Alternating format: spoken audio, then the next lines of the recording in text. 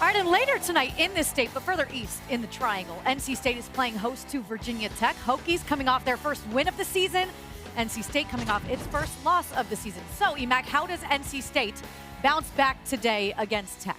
I think C.J. Bailey's got to be who he is. Yeah. You know, this guy is a potential superstar. I think he's a star right now, but I think he can take another step. And that was really uncharacteristic. You know, a week ago, seeing the turnovers, putting the ball into bad situations there. He's just got to be who he is. Take care of the football. And when you have such a great back like Hollywood Smothers, give it to him. Let him run. Let him be his guy. But you see all these turnovers here. You see these, kind of bad decisions.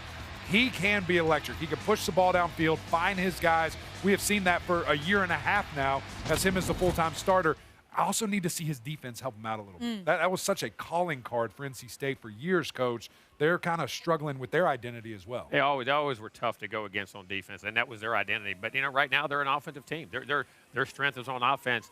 And also keep the running game, keep the balance, protect him. Don't let him get – because all those came from pressures. You know what I mean? And I don't care what very few quarterbacks don't ever make mistakes when they're pressured. That's just the nature of the game. Protect him, get the ball out, let him be aggressive, stay – because their offense, I think, is very dynamic. I think balance of running. They got playmakers down the field. He's phenomenal. But like you say, if they can get 2 or 3 stops, just get an added stop each half that gives him another at-bat with the ball, they're going to be in good shape. Yeah, look.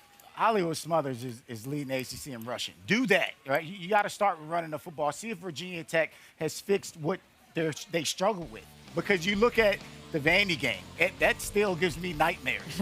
And so you got to prove that you can stop the run. So I think that's number one. NC State just continue running the football. But when you switch to the other side, when you're looking at it from the Virginia Tech standpoint, how do you get a win?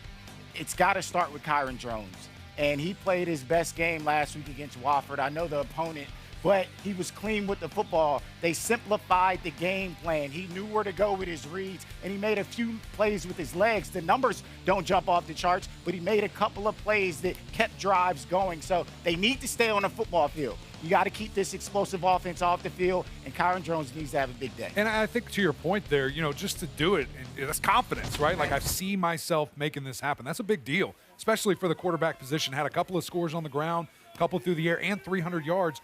That's something to build on going against this porous NC State defense right now. The last thing is stick together. This Virginia Tech team, it's a lot going on with the program. That locker room's got to come together and stick together and play for one another. Yeah, still just the second game for the Hokies under interim head coach Philip Montgomery. They're looking for their first win at Carter-Finley Stadium since 2010. Okay, pass me the coleslaw as I dish out the next pick. Rubbing over here. Virginia Tech, NC State. I didn't eat breakfast. I don't eat before a show. Eddie, we'll start with you. You got your Hokies or you got the Wolfpack at home? Are we being honest up here? Yeah, I guess I got it. You know what? The Wolfpack is playing good football, running the football. C.J. Bailey is one of the best young quarterbacks we have in this country. He'll have a big day. It's hard to say, but I got the Wolfpack. Yeah, I'm right there with you, buddy. I think that C.J.'s going to bounce back. Obviously had a very uncharacteristic game, a tough game a week ago. And can Virginia Tech force that issue? I don't know. We haven't seen it. I think there's multiple blueprints of how to beat Virginia Tech, and mostly that's running the football. I don't know if that's a mind shift change overnight that they switch. I think we see a heavy dose of run from NC State. I think too many weapons for NC State, whether it's running, throwing, playmakers, tight ends down the field.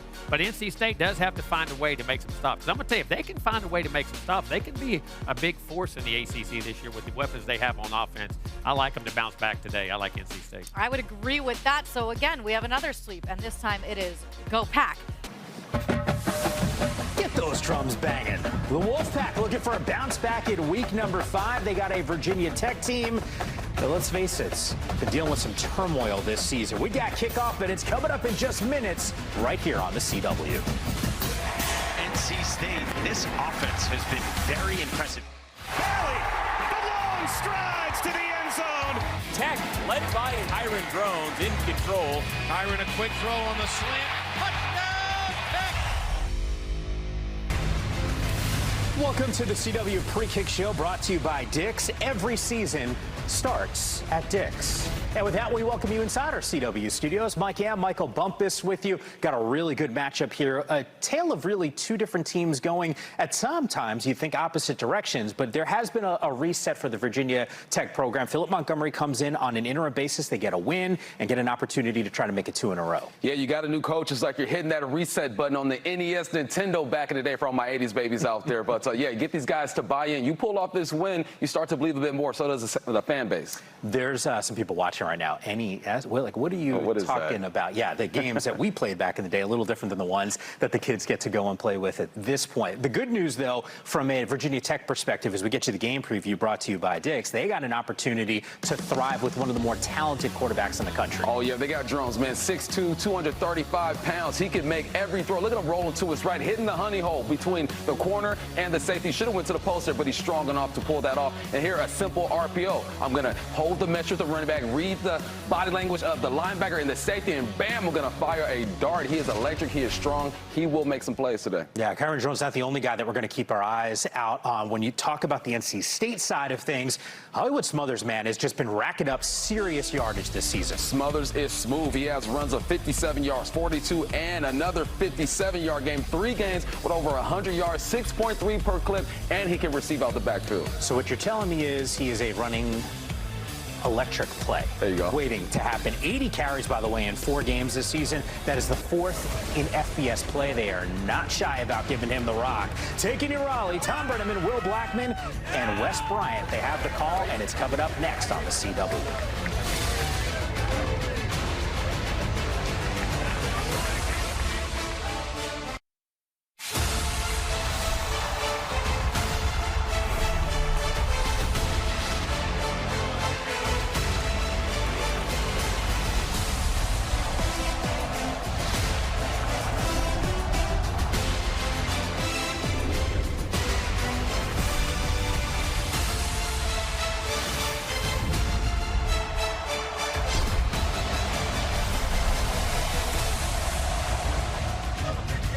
What a beautiful night in Raleigh, North Carolina. Sold out Carter-Finley Stadium for Atlantic Coast Conference football. The NC State Wolfpack hosting the Hokies of Virginia Tech. And welcome back to the CW Pre-Kick Show, brought to you by Dick's. Every season starts at Dick's.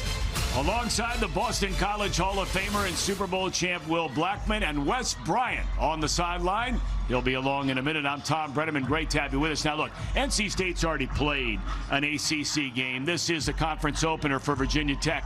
Is there a difference getting going in the conference? Yeah, for Virginia Tech, this is more like a clean slate for them, right? They had the firing of their coach, Pry, and then they finally got a good win last week against Watford. So for them, it's kind of a clean slate. Now they're getting into conference play, and hopefully they do some good things today.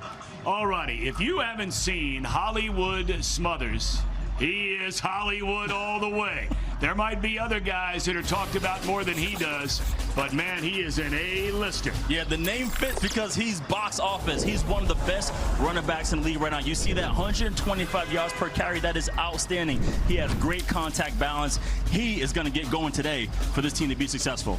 Meanwhile, you mentioned it for Virginia Tech. I mean, it has been a rough start. They lose their first 3 games of the year, including humiliating fashion at home to Old Dominion, prompting the firing of head coach Brent Pry.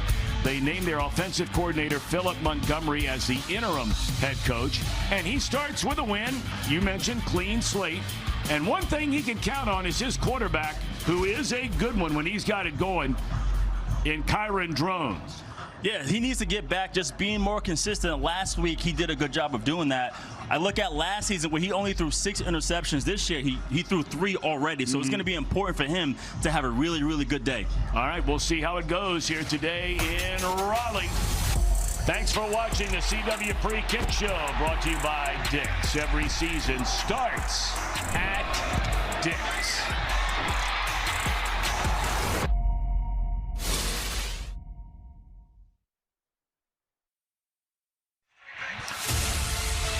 Welcome to CW Football Saturday, presented by Marco's Pizza. Order your Marco's Pizza today. All right, let's get right to it. Today's keys to the game brought to you by Sky Rizzy. Here's a big fella, former Wake star, Wesley Bryant.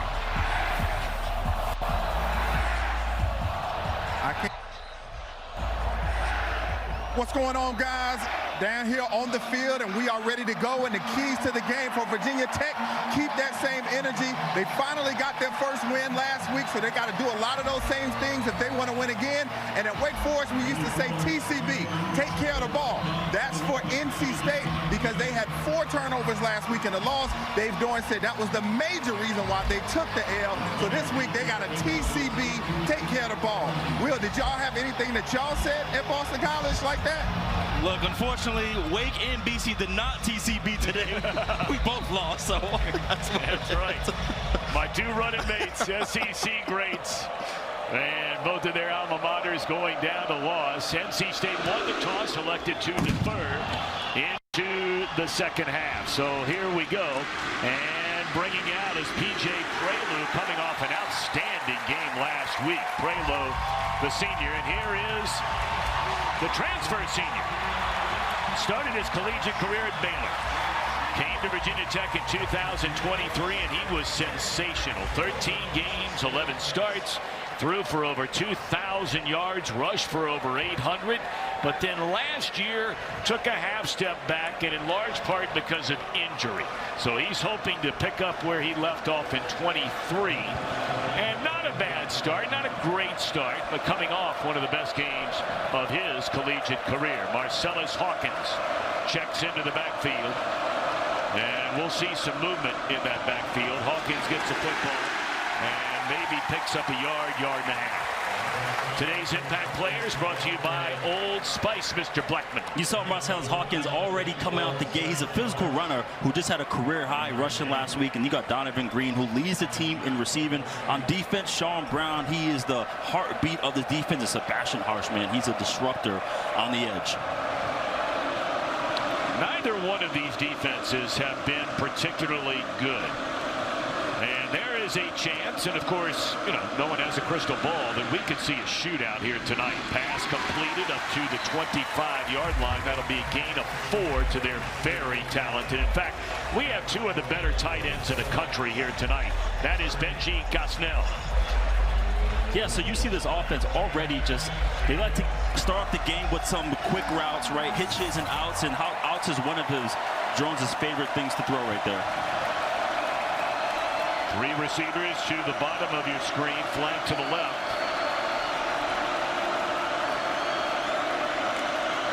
And out of the shotgun, 5-man rush, and wide open catches made by Isaiah Spencer. And he is across the 40 all the way up to the 45. That will move the chains, a gain of 19.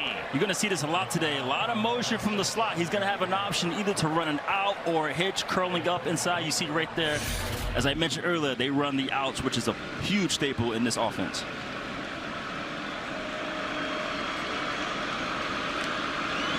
First down, and it's blown dead before it ever gets started.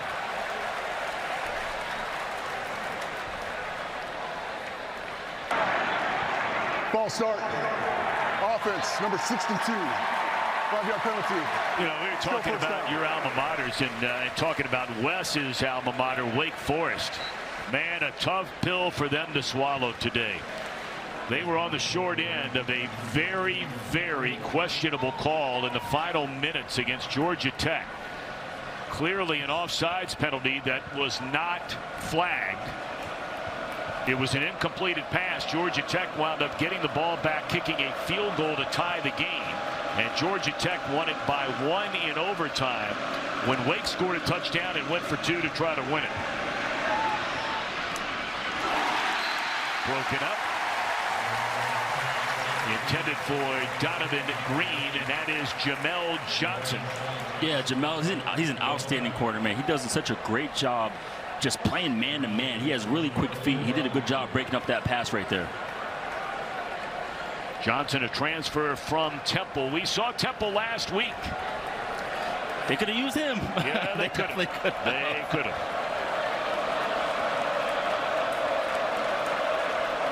All right, second down and 15 after the penalty. And Drones rolling. Plenty of time. Throws a strike. Takai Heath on the reception. This is only his second game. He played in the first game of the year against South Carolina and has not played since. So they're glad to have him back, and they feel good about their skill position players here on Virginia Tech. Yeah, absolutely.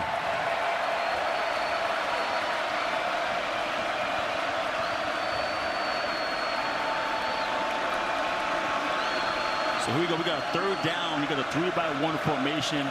Usually they send somebody in motion here, but expect, again, some quick game trying to get this first down. Third down and 8. Drones again. Now flushed out of the pocket. And incomplete, batted in the air. J.J. Johnson, I think, is the defender who got a hand on it. Yeah, you see NC State getting some great pressure, not allowing him to step up and chuck the ball down the field, forcing him to throw an incomplete pass. So NC State's defense, and calling the defensive plays under Coach Doran tonight, is Charlton Warren, who has called plays in the past as defensive coordinator at Indiana. And the reason being is because of the so sad and tragic news. And we send our sincere apologies and condolences to North Carolina State defensive coordinator DJ Elliott and his wife Mikkel on the passing of their 18-year-old daughter Drew. A cancer diagnosis. She lost her battle last night. Sisters Paige and Reese, brother Dawson, our prayers are with the Elliots.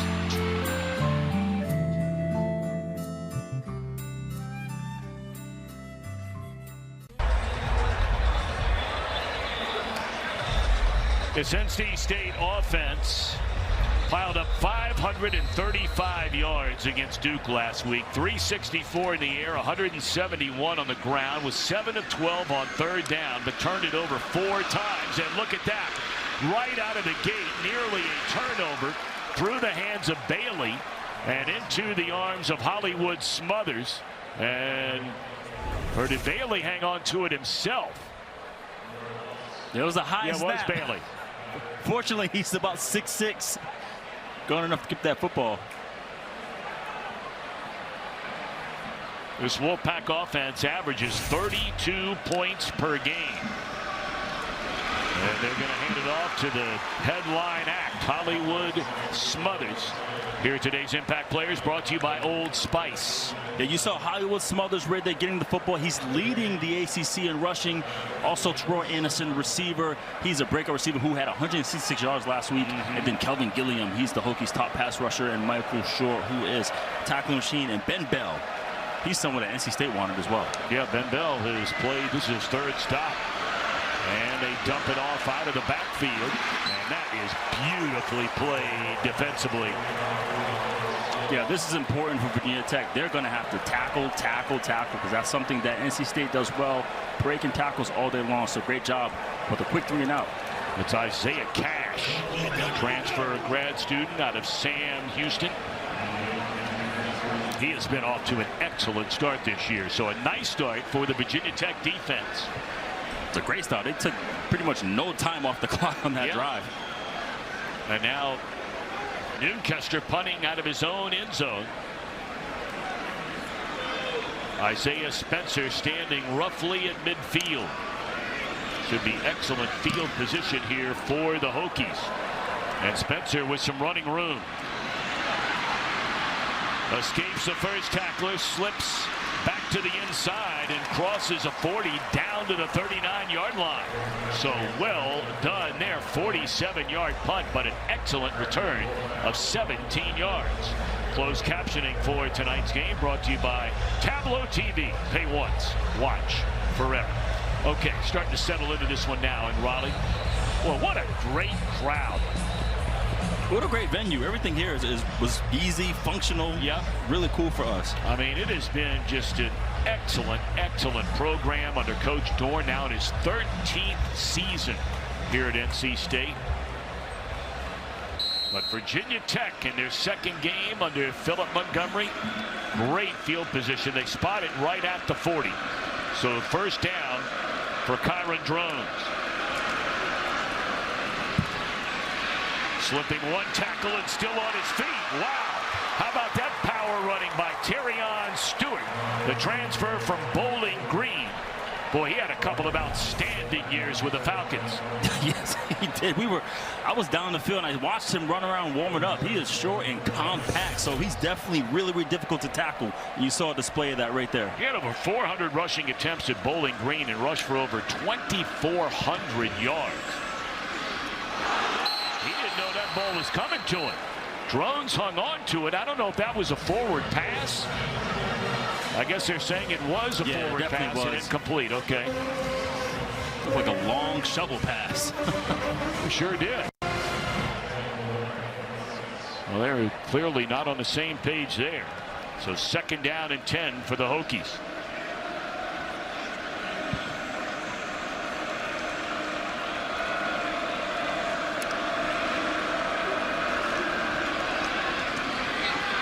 Set up the wide receiver screen, and that'll be a gain of close to 5. And again, it's Heath on the reception, so it'll bring up a third down. Virginia Tech has one of the best field goal kickers in the country in John Love, but they're not thinking about 3 points here. They're trying to extend this drive. Yeah, you started off in the plus territory. That means you're on the plus side of the 50-yard line, and so it's going to be extremely important to try to come away with more than just 3 points. It should be a 4-down territory for the Virginia Tech offense.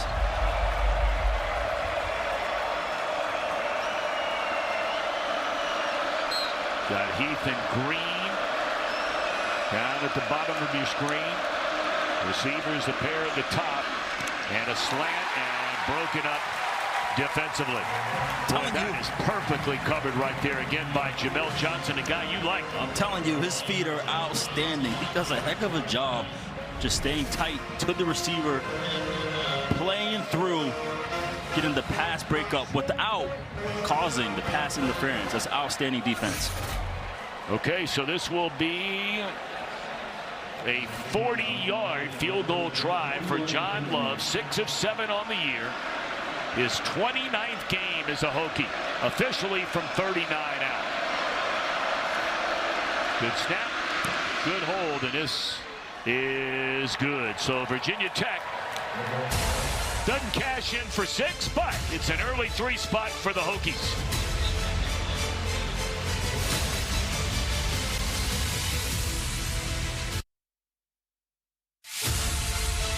You're watching CW Football Saturday, presented by Marco's Pizza. Order your Marco's Pizza today. And by Game Time. Swipe, tap, ticket, go. Game Time. Well, the conference's leading rusher coming into play tonight, Hollywood Smothers.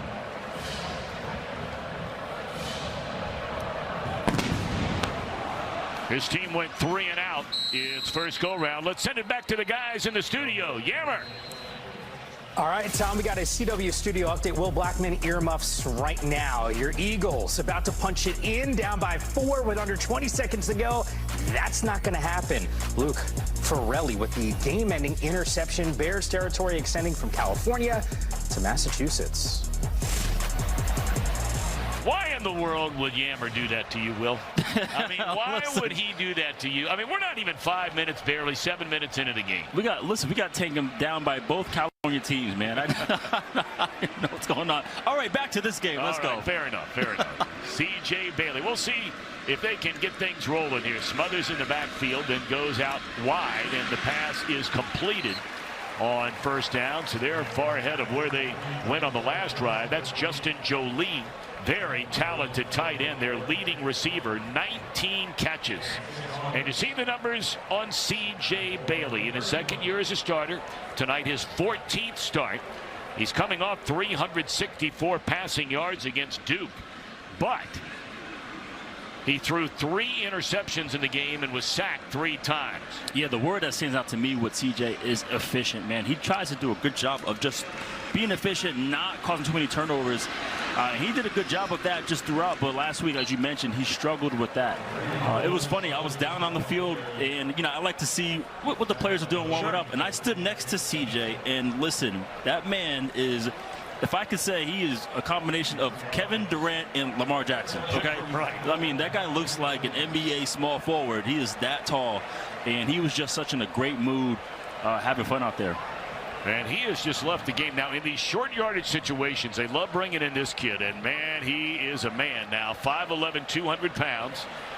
Redshirt sophomore, or a freshman, I beg your pardon. He goes 230. And that is Will Wilson. And this is pretty much a guaranteed run whenever he comes in the game, and that's exactly what it is, and he cashes in. They call him the package, the conversion man. Listen, they don't even hide it. Let it be known. Look, when Will comes in, we are going to run the football straight at the middle. He's 4 for 4 on 4th downs, and right there converted that 3rd and 1. He was Mr. Football in South Carolina. His father, Walter, is high school coach. All right, so first down for the Wolfpack.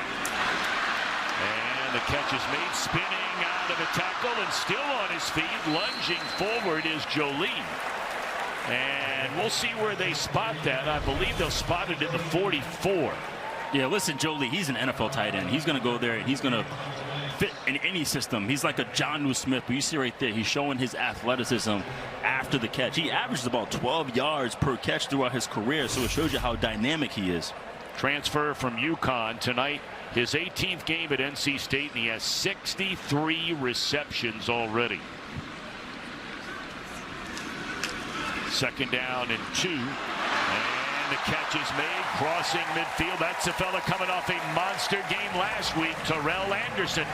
A gain of 7. You heard Will tell you earlier, 6 catches for 166 yards and 2 touchdowns, including a 75-yarder against the Blue Devils last week. We talked to Coach Roper, and you saw a little bit of under center already from C.J. Bailey, so he's going to display all kinds of different styles in this offense. Hollywood Smothers, his best run of the afternoon, late afternoon, early evening. That'll be a gain of 11 for Hollywood Smothers. Hollywood has one of the most explosive jump cuts I have ever seen on film. He'll jump cut from one hash and end up on the other hash of the field. And you saw right there how he got up the field very quickly. Smothers started his collegiate career at Oklahoma and then transferred to NC State. He's rushed 3 consecutive games over 100 yards. And look how patient he is, and still turn that into a 3-yard gain. Now, Hollywood is not his real name. Am I right on that? In fact, he went to the same high school as you did, Wes Bryant. That is Vance High School, that is now Julius Chambers High School, and he said he got the name Hollywood from his high school offensive line coach because he said in his first varsity game he went 3 carries and 2 touchdowns. So his coach started calling him Hollywood, and the name has stuck ever since. How about that? Why did they change the name of your high school? Do you have any idea? When a lot of the, when we had the Black Lives Matter movement and a lot of the civil injustice going on, they wanted to change the name from Zebulon Vance to Julius Chambers. Okay, all right. Jaden Duke Scott checks into the game in the backfield, and they'll put it in his hands right away. He's a very good runner in his own right, and that is a first down inside the 25-yard line. Yeah, the beauty of this offense is how quickly can I get the football into my better athletes on the perimeter. And so far, this whole drive, you saw getting the football to whoever's available on the outside. That'll be a gain of 9 on the completion to Scott, his 4th reception early part of this year. He'll stay in there here on this first down. Ball spotted at the 24-yard line. Bailey under pressure. Throws. Catch it. I think Jolie went up and got it. What a reception by the tight end, Justin Jolie. Look how he just goes up and gets this football contested and all. It's funny, we were in meetings with Coach Roper, and I was like, man, I haven't seen much of Jolie. He's such a dynamic play. He might be your best player on the outside. How about that cut? And into the end zone, it is Scott. There is a penalty flag down on the field. So we will wait on this. Illegal formation. More than 5 men in the backfield. Offense. That's coming back. 5-yard penalty. Replay first down.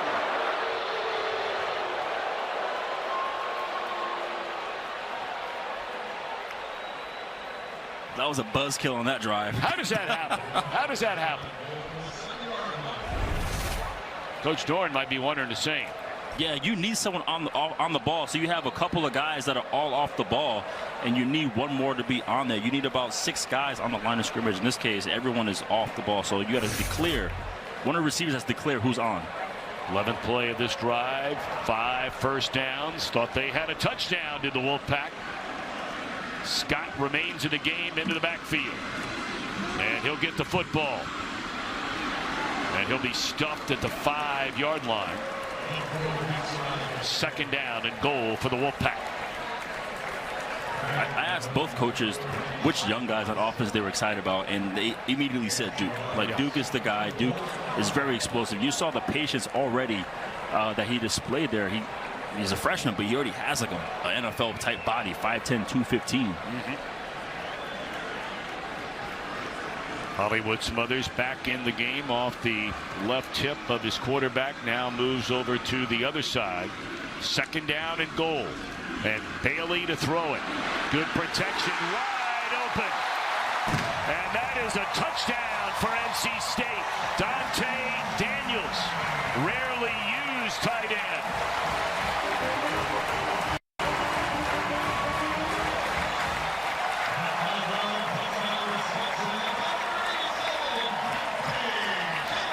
We just talked about everyone is available on offense, and Dante Daniels, someone who was not accounted for, wide open for the touchdown.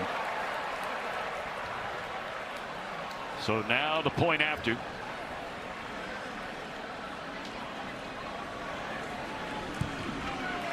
And it is good. Daniels, a redshirt senior out of Windsor, Ontario, Canada. The touchdown. And the Wolfpack in front, 7-3.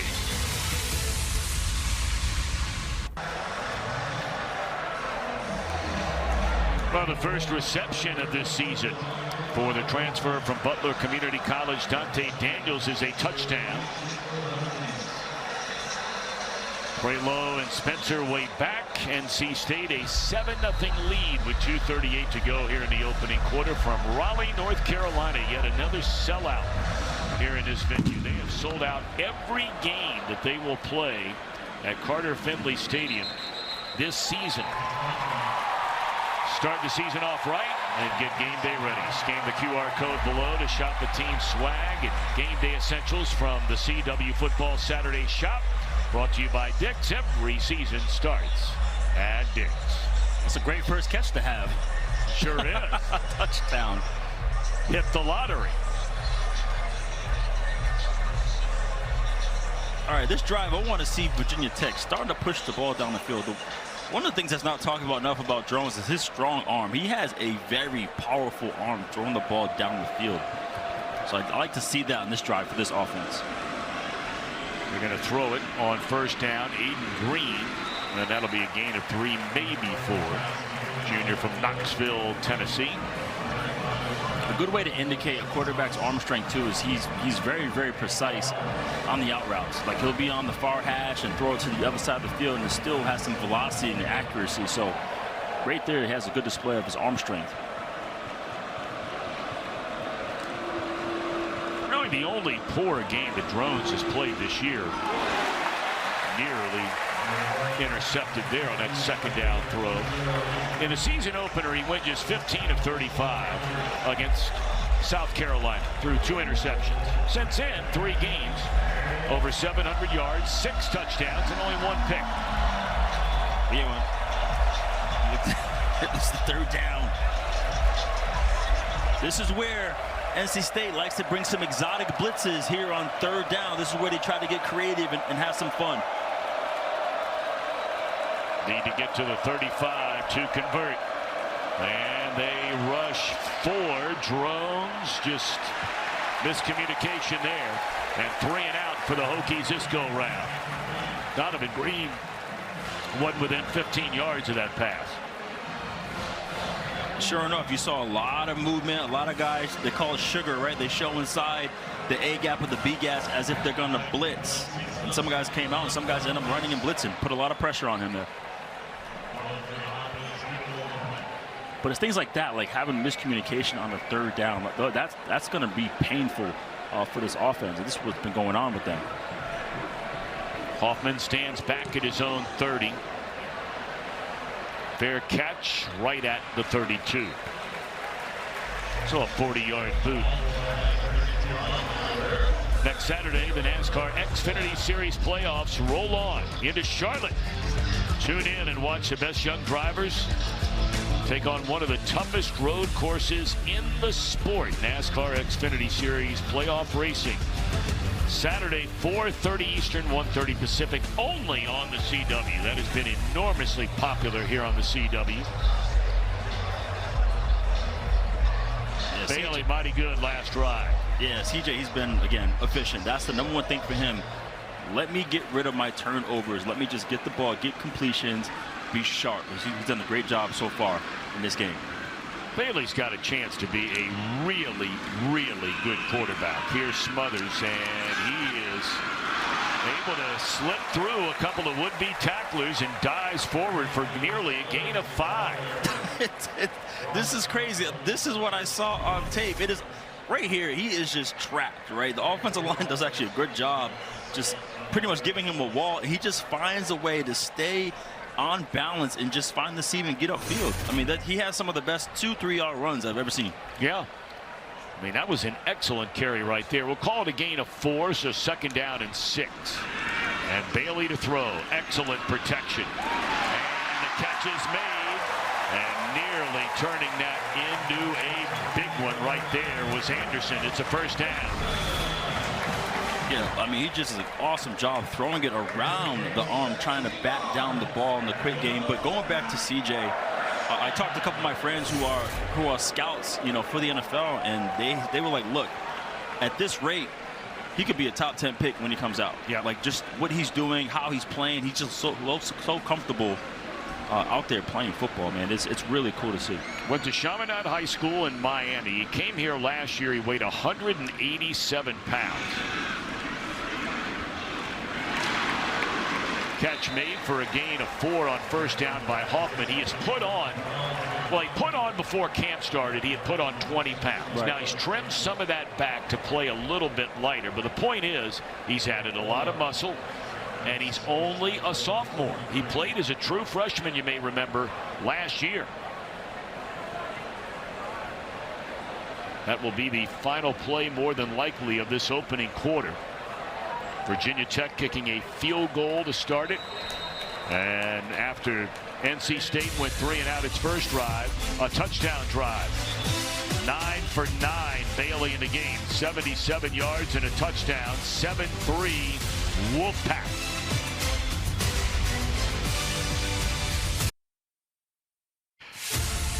You're watching CW Football Saturday, presented by Marco's Pizza. Order your Marco's Pizza today. Of course, the legendary Frank Beamer, going back to the days when Philip Montgomery was the head coach at Tulsa. Second game for Montgomery, taking over for Brent Pry, who went 16-24 and was let go a couple of weeks ago after that ugly loss to Old Dominion, looking for the home run ball and batted away at the last second. Nicely done by Christian Ellis. Christian Ellis does a great job running and then just playing the hands. Got a little arm on the shoulder pad, but there was no pull, but he does a good job just playing the hands, getting the ball batted down. You saw him, he waited until the receiver actually put his hands up and then just shot the hand straight through. He was right there, step for step with Noah Rogers. That's the first incompletion of the game for C.J. Bailey. He's going to throw it again, and why not? Now forced to scramble.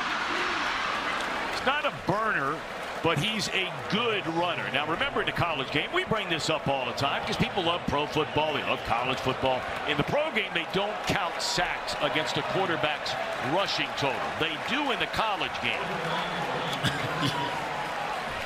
All right, 4th down. Is Wilson coming in there? No, they got Bailey in there. They're keeping the base offense in there.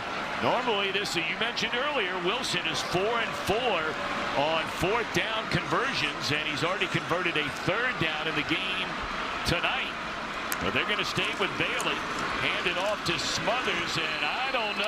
I'm not sure he got there.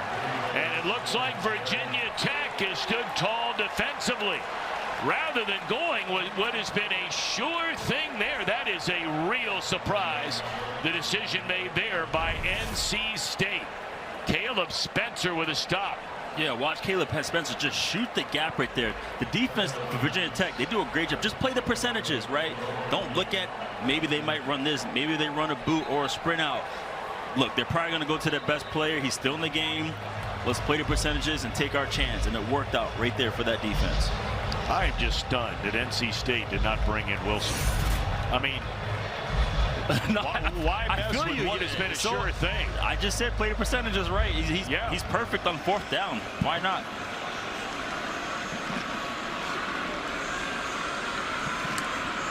All right, so now Kyron Drones. And a handoff. Look at that bulldozer. Well, I'm telling you what now, Terrion Stewart is a load. 5'9", 222-pounder. They play good football in the Mid-American Conference now, and he was among the very best in that conference. Yeah, he's running with a purpose right now. You saw the ump cam almost get knocked over. That wouldn't be good for us. And here's Stewart again, and that'll be another gain of 11. Terrion Stewart. He only had 11 carries through the first 4 games this season. And he is chewing up the yards on this drive, and they're on hurry-up mode. They'll give it to him again. This will be a gain of 3. That's the old Barry Alvarez line, right? That's who Coach Doran got a chance to be a defensive coordinator at Wisconsin under Barry Alvarez. When they had Ron Dane in the backfield, they ran 18 straight plays where Ron Dane ran the ball 18 times in a row. And finally, somebody said, don't you think, Coach, we ought to change it up? Well, as soon as they stop it, we'll change it. No question. Right? Smart football. That's exactly right. It's players, not plays. Prelo had an excellent game last week, and they fake the carry. Drones hangs on to it himself, dives forward for a couple of yards. So it'll bring up a 3rd down and 6 for Virginia Tech. Yeah, this is a part of his game recently that's not talked about much, is him using his legs on the ground. He's way more than capable to do that. Boy, is he ever. I mean, I would have said 2 years ago he ran for over 800 yards. Right. This year, if you didn't include the sacks, again, this year he's run for 235 yards. But when you throw in the sacks, it only says 144 rushing yards.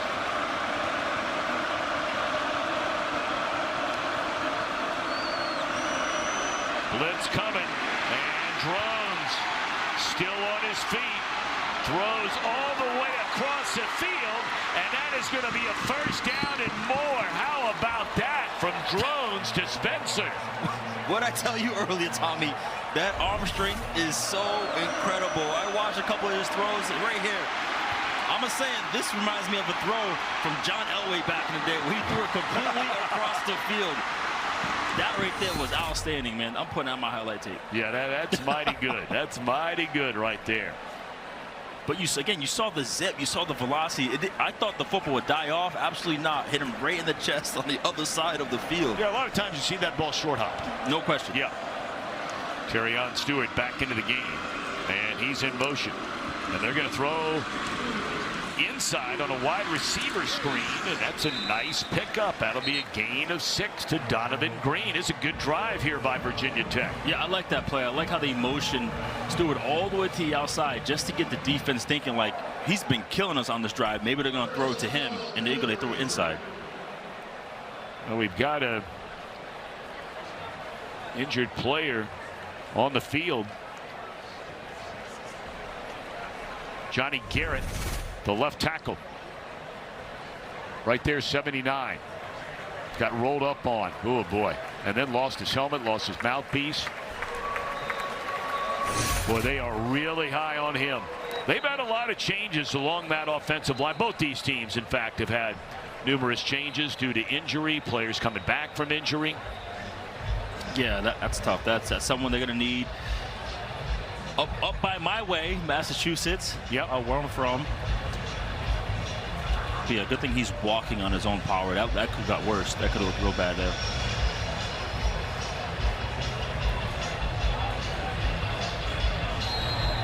All right, now VTech is in the red zone. They need a touchdown here. Let's not go for 3. I love that they got points last time, but this is vital to get points on the board. Not just 3, but get 6.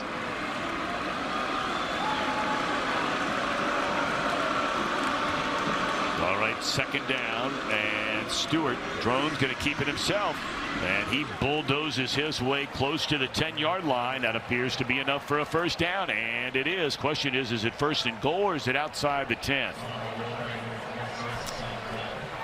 Seems to be just a fraction outside, so they can't. No, they've thrown down the sticks.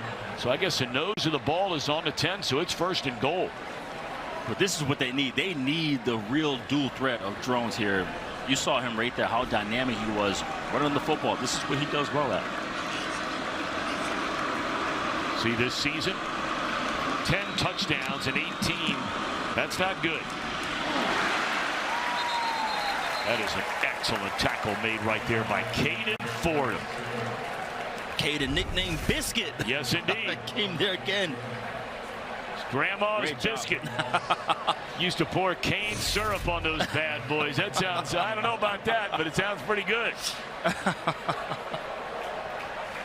course, his dad, great player at Florida State, offensive lineman, played in the NFL for 10 years. He had 11 tackles in that game against Duke last week. Second down and goal from the 11. 4-man rush. Drones to the end zone and through the fingertips of Donovan Green. That was an open receiver. A little bit better throw, and that's 6. Yeah, Drone, he didn't have his feet set, but still the football was enough to get there. Donovan usually brings that one in. He knows it too. He's like, that was a touchdown for sure. 10th play of this drive, but it is third down and goal from the 11-yard line. And a timeout called by Virginia Tech. They want to make sure they're on the same page before this third down. All right, so we'll take a timeout with them. Virginia Tech trying to get closer here in the early minutes of the second quarter.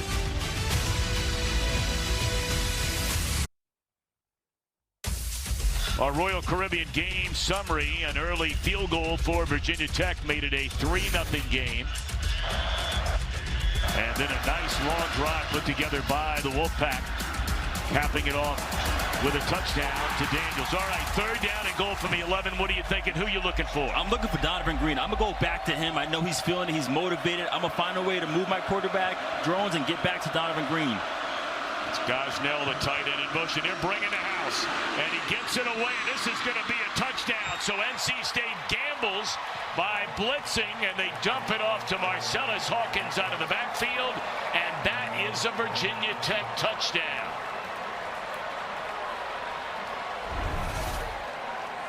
Yeah, on third down, this is what NC State does. They bring the pressure. Doesn't matter where they are on the field. And Virginia Tech does a good job capitalizing. Well, that is a gamble. You know, if you can get there, it's great. But if you don't get there and the quarterback can find the open receiver, there's a good chance. Yeah, there's a good chance. There's a crooked number going up. Point after by Love is good. So this has been a good game. First touchdown of the night for the Hokies.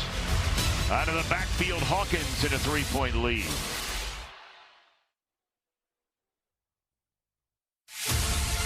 You're watching CW Football Saturday, presented by Progressive Commercial Insurance. See if you can save at progressivecommercial.com. Boy, they've had some outstanding quarterbacks through the years here. Certainly Phillip Rivers will be a Hall of Famer one day. The great Russell Wilson. And I know for some of the younger crowd out there, the great Roman Gabriel, the pride of Wilmington, North Carolina, grew up with asthma.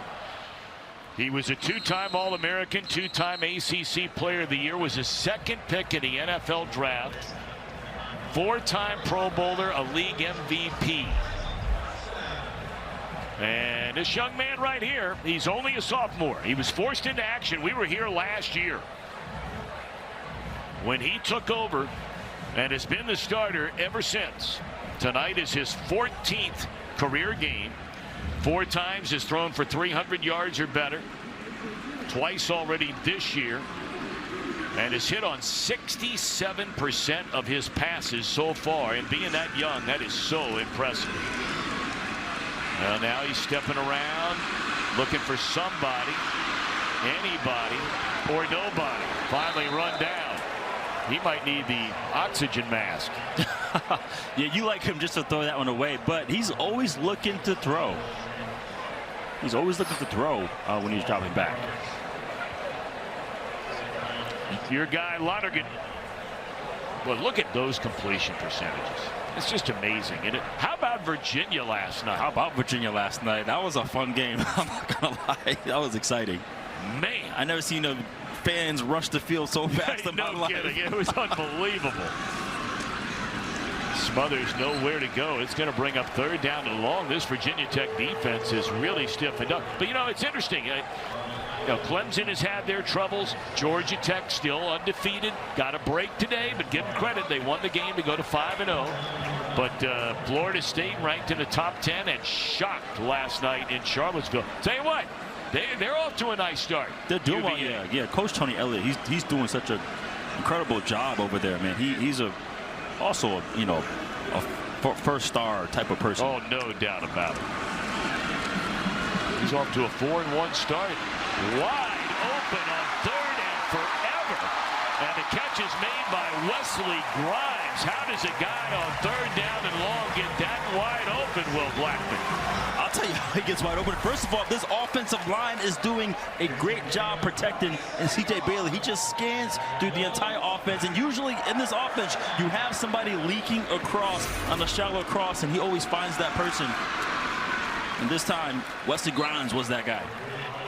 Smothers gets the ball, and that'll be a pickup of 4. So 2nd down and 6. NC State on the move. 7:40 to play until halftime, and Virginia Tech with a 3-point lead. But as a coordinator, I'm thinking, how is he that wide open?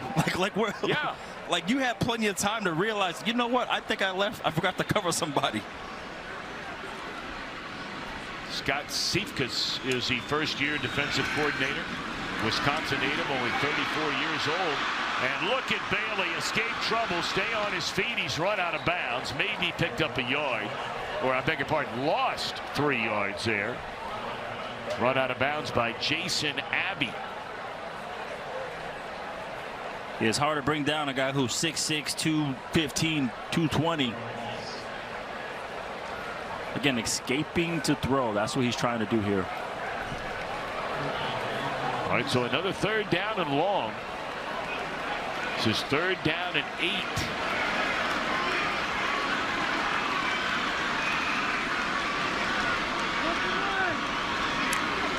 Here comes a blitz off the corner, and Bailey is in trouble. He spins away and then just throws it away. He was under heavy pressure right there. Isaiah Cash coming off the corner. Native of Austin, Texas, and a transfer from Sam Houston, his first year at Virginia Tech. You can see the refs discussing if he was outside the tackle box for that throwaway. Intentional grounding, offense number 11. It's a spot foul. It includes a loss of down. 4th down. Yeah, if he gets out around here, and he doesn't. That line I drew, that's where the tackle was. You got to roll outside the tackle box to throw the ball away for it not to be intentional grounding, and CJ did not do that on that play. And Coach Doran really not putting up much of an argument about that. This improves significantly, has a chance to improve significantly, depending on the punt by Noonkester. The field position for Virginia Tech. Great punt, my goodness. And beautifully done, downed inside the 10-yard line. That's getting it done by Caden Noonkester.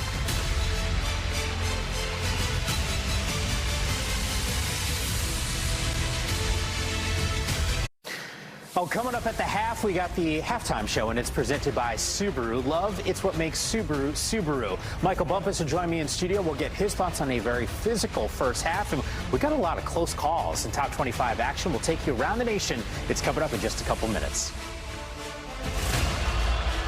All right, Yammer, thank you very much. It's a hard place to win in the Atlantic Coast Conference, or for that matter, anytime here at Carter-Finley Stadium. NC State 45-12 over the last 8 years in this venue, and they've been especially good since 2020. They're 30-7. Another sellout crowd here tonight. 30-7. That's pretty good. That's really good. Well, you know, a lot of people don't realize. Injured player down on the field. Not good. Never like seeing anybody. That's Brody Barnhart. Hopefully, he's all right.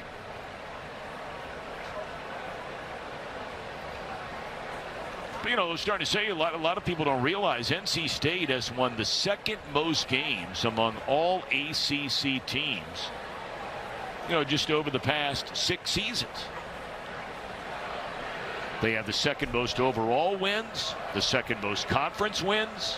This guy's put together a nice program here.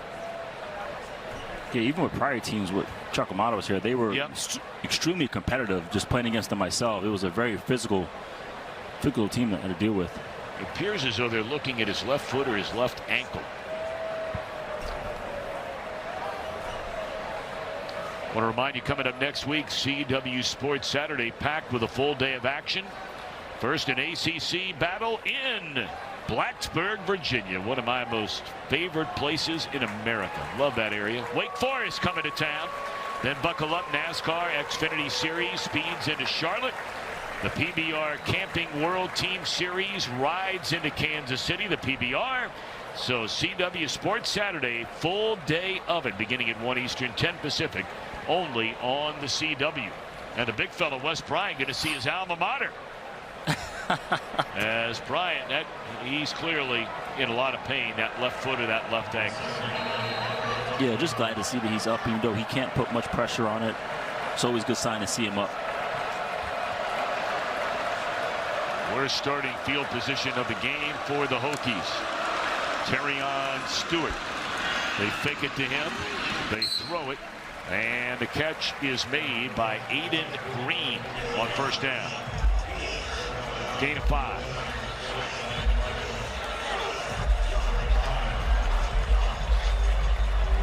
So third down again. NC State, as they've shown before, they like to bring either exotic pressures or sim pressures, where it looks like they're going to bring multiple guys. They end up bringing 4. So let's see what look they give them here on third down. And again, Stewart in the backfield. They brought the house on the last throw, you may remember, down near the goal line that turned into a touchdown. Drone's going to keep it himself, trying to get to that corner, and he will get there. He's a big, strong, athletic young man. And that is a first down to the 24-yard line. He goes 235 pounds, does Kyron Drone. Yeah, he's a physical presence, and they do an awesome job there fooling the Mike backer on the blitz, keeping it himself, getting on the perimeter. He did a great job blocking on the edge there from the tight end. It's gain of 9. Under 5 minutes to go here in the second quarter. From Raleigh, North Carolina, Will Blackman, Wes Bryant, Tom Brenneman, our entire CW Sports crew, and great to be with you. Drones on a slant. He had an open receiver, and again, it was Green. He just sailed the football. But this is the situation that Virginia Tech wants to be in. They're in the lead, and currently they are controlling not just on the air, but on the ground too. And they're using the quarterback run game, which is very important for this team to do.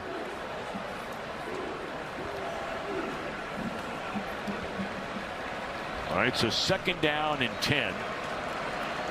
131 yards of offense, 73 through the air, 58 on the ground for the Hokies. Good protection this time, and a strike down the middle of the field, close to midfield to Donovan Green.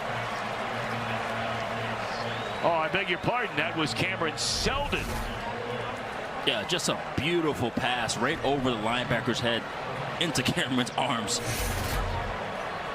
What a story Selden is. I mean, he was a Virginia High School Player of the Year 2 years ago as a running back. He went to Tennessee and last year ran for nearly 500 yards. And they turned him into a wide receiver here.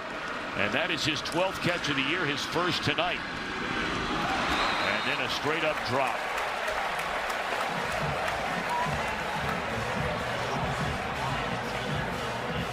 Yeah, with Selden, with his body being 6'1", a little above 210, he presents a physical presence on the outside or in the slot. Snook Peterkin dropping that one. And those are some of the numbers we were talking about. Yeah, got the big pass play a moment ago to tack on yards in that passing category.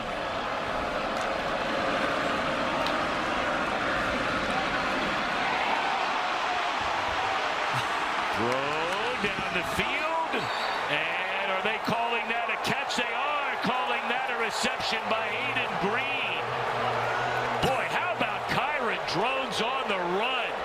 And the arm strength to make this dart for 37. Look at that. Yeah, that was an incredible throw, but this crowd knows football, and they definitely saw a hold in there on the edge. That's why I'm over here laughing, because they lost their mind. Yeah, they did. On that play.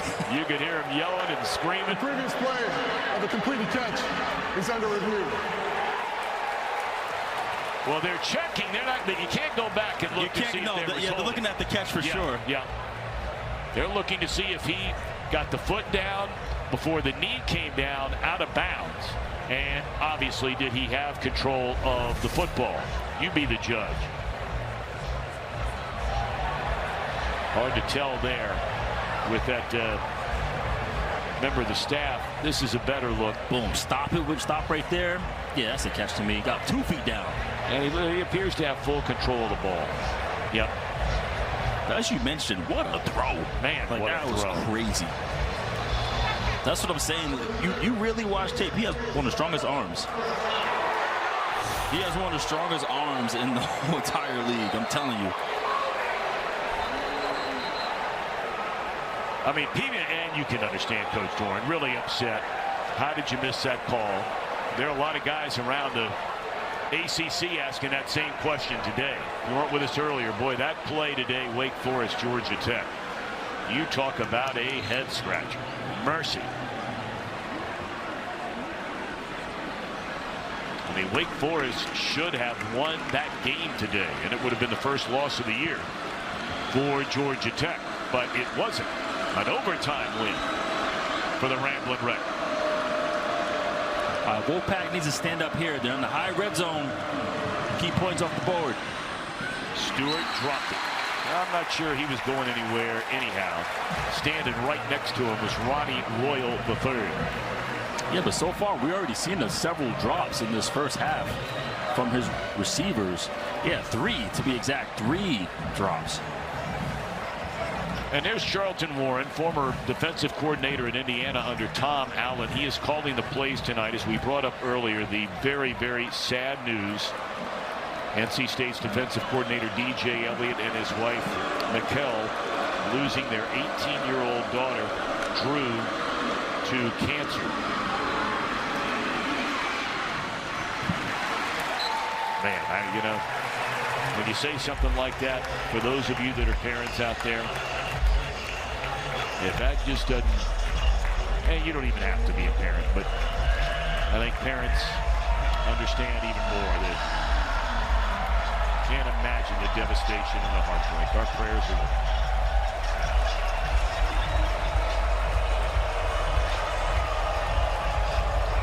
All right, here we are on 3rd down. Last time NC State brought pressure. I would show pressure and drop out and play spot coverage. You got cooked last time when you brought the blitz.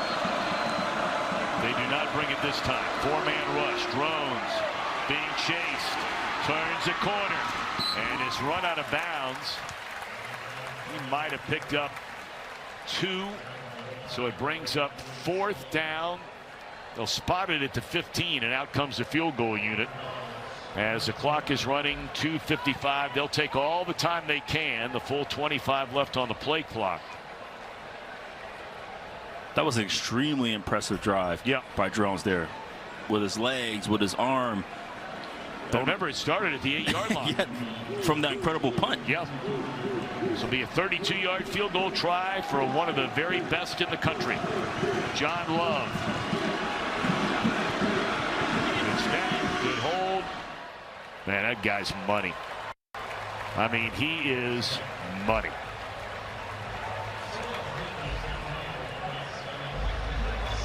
So a 13-7 Hokies lead. The fastest growing cable network in all of television is News Nation. Respecting all Americans and is news for all Americans. To find News Nation, go to newsnationnow.com. Okay, Will Blackman, you're standing on the sidelines as you were under Bill O'Brien last year after more than a decade playing in the National Football League. You got 2:26. NC State has all timeouts, all 3 left. And you love your quarterback. You love your skill guys. So plenty of time to get down the field and try and take the lead here before halftime. Yeah, NC State in a 2-minute situation, they're not afraid to push the ball down the field. Usually you'll see guys take a profit, throw hitches, outs, little short routes, quick games. But this offense, they like to push the ball down the field in 2 minutes. So that's what I expect. Try to get a touchdown.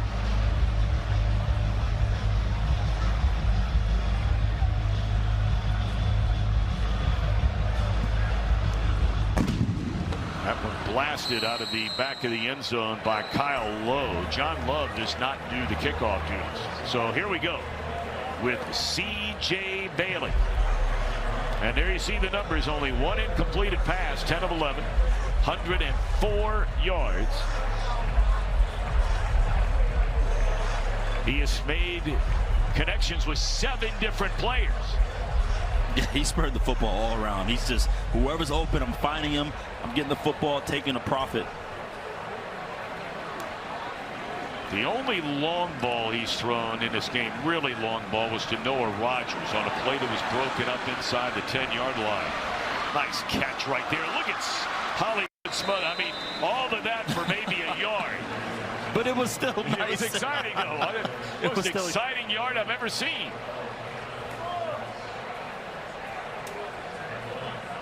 So this will take us to the 2-minute timeout.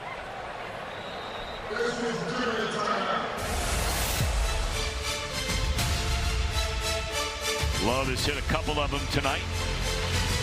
And right now, those are the difference in this game. Stay tuned for the final 2 minutes of the half, presented by the Wells Fargo Active Cash Credit Card.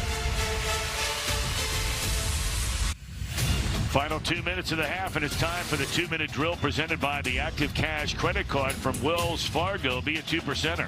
Earn unlimited 2% cash rewards on purchases. Terms apply. Okay, 2nd down and 9.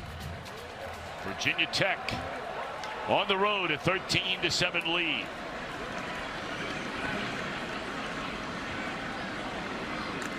He'll lead the tight end in motion. And down goes Bailey. He is slammed to the deck. Elijah Fall there to get him. That's a big pass rush. That's how you get in there. You beat your one-on-one. Get out the way. Excuse me. That's a great sack right there. You're in my way, buddy. Man, I thought Wes was big. That dude's big. And Bailey limping. Or limping or shrugging. I'm not sure. He's, now he's reaching, it looks like, for his left collarbone, left shoulder. He is a right-handed thrower. That would not be good. He's going to stay in the game. And I'll tell you what, now all of a sudden, if you're Virginia Tech, you're thinking about, you spend a timeout, you get a stop here on 3rd down and 18. There's probably a real good chance of that. And you got time. Yeah, you got time to get right back on the board.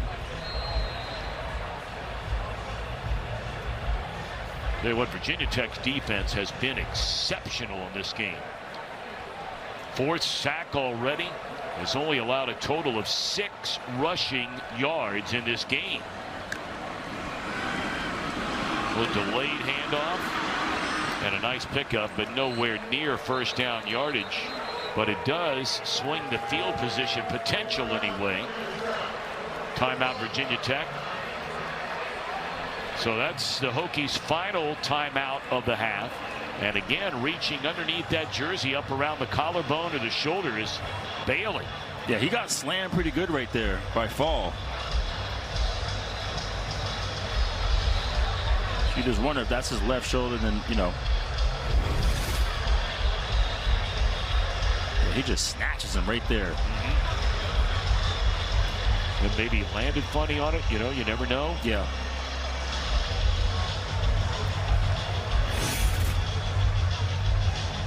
This looks like an entirely different Virginia Tech football team than played the first 3 games of this year.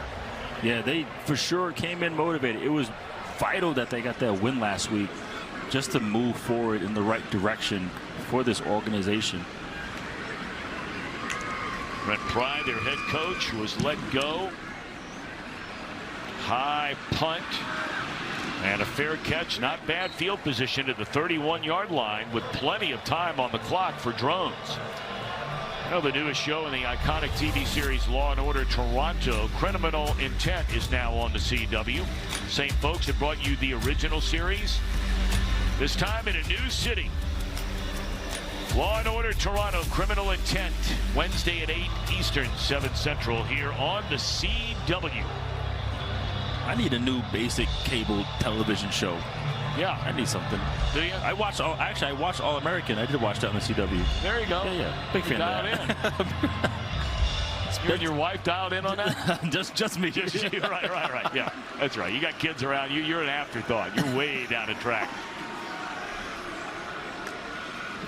All right, plenty of time for Drones. He's going to try to work the sideline. Boy, that's a dangerous pass right there. How many times will we call that young man's name tonight? Jamel Johnson. I'm telling you, he's making some money right now with me watching. I'm telling you. All the scouts here watching him. Everyone needs a cover corner. Well, he had the huge stop on that 4th down play. And with 40 seconds left in the game, Yeah, that 4th and 1 versus ECU. Yeah. I mean, he is really playing well here tonight. Okay, 2nd down. And again, a throw to the sideline. This time it's caught by the big tight end, Benji Gosnell. 3-year starter. Last couple of years, almost 50 receptions. Of course, his brother Steven was a wide receiver here the last 3 years. Yeah, so now they're out of timeout. That's why you see them throwing a lot of out routes, right? Trying to get the clock to stop. But he got tackled inbounds. That's why the clock is still moving here. But they're going to push the ball down the field and hopefully get out of here with the field goal. Well, they got to convert here on 3rd down and 5. They need to get to the 41-yard line. That won't help. That will not help. False start.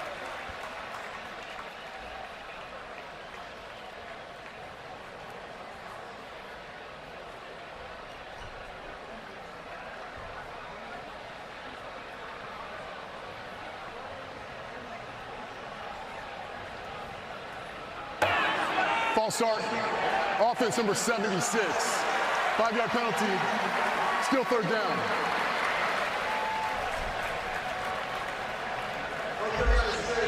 Behind the clock, option of a 10-second runoff.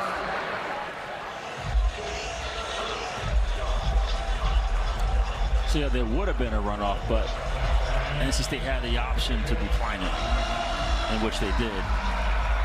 So rather than 3rd and 5, they take the penalty, move it to 3rd and 10. 55 seconds remain.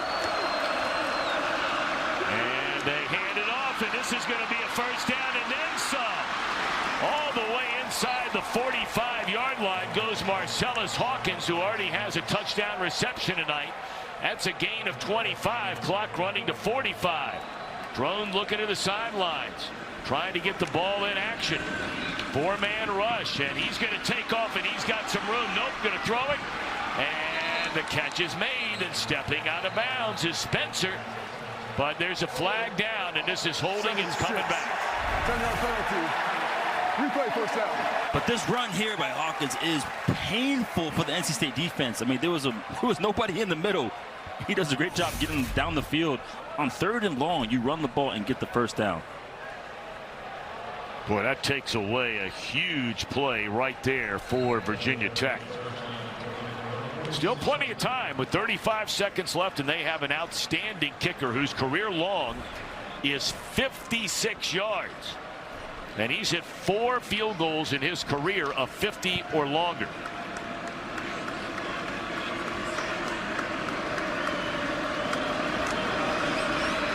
Again, a 4-man rush.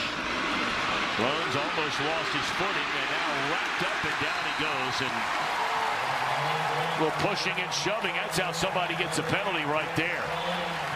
Loss of 11. And the clock's just going to run out. Virginia Tech's not even going to try another snap. Yep. Unless NC State is going to call a timeout. Yep. NC State calls timeout. Going to force him to run another play.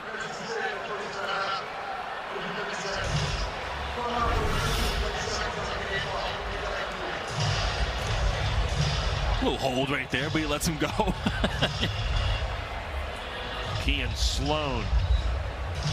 Yeah, Sloan's a guy who has been showing up on tape every single week. He's probably one of the most underrated guys in this defense who for sure will be able to play at the next level.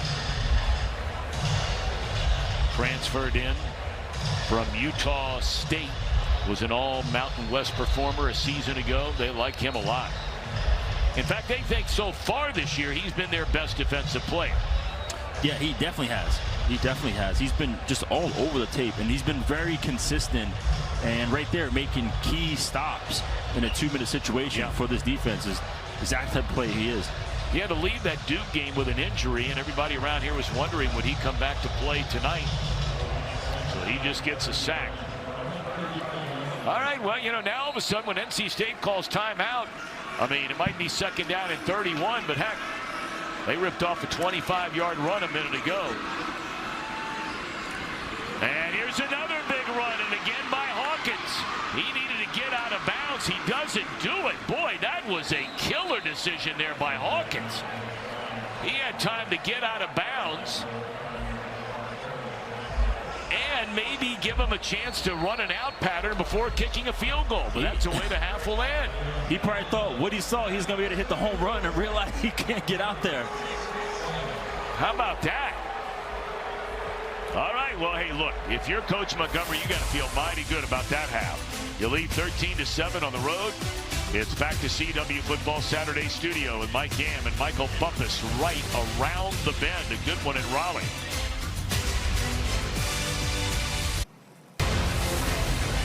Welcome to the CW's halftime show presented by Subaru. Love, it's what makes Subaru, Subaru. Virginia Tech right now on top at the half, 13-7. 4 consecutive games now that the Wolfpack have trailed at the half this season. And it actually makes some sense, Mike Gamm and Michael Bumpus with you, when you consider how Virginia Tech's defense has actually looked in this first half. Defense is getting after it. Entering today, they had 8 sacks. Now they have 4 in this game total. They're also limited in the run game. The NC State had something like 0.9 per carry at some point, but they're getting after the quarterback. Bailey's still having an efficient day, 10 for 11, spreading the football around. But when you can get after the quarterback and create pressure, that stops things in their tracks. So I expect Virginia Tech to keep getting after this young quarterback, only rushing 4 half of the time, too. It seems to be really effective. Keep it up. Yeah, it's interesting that you mentioned Smothers getting smothered.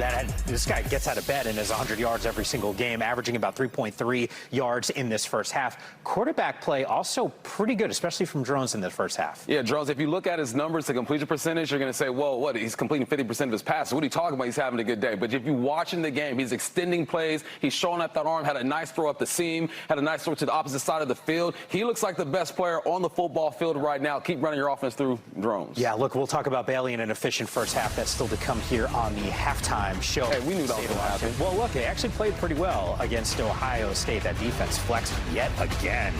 Ante Daniels, first reception of the season. It's a biggie because it's a touchdown.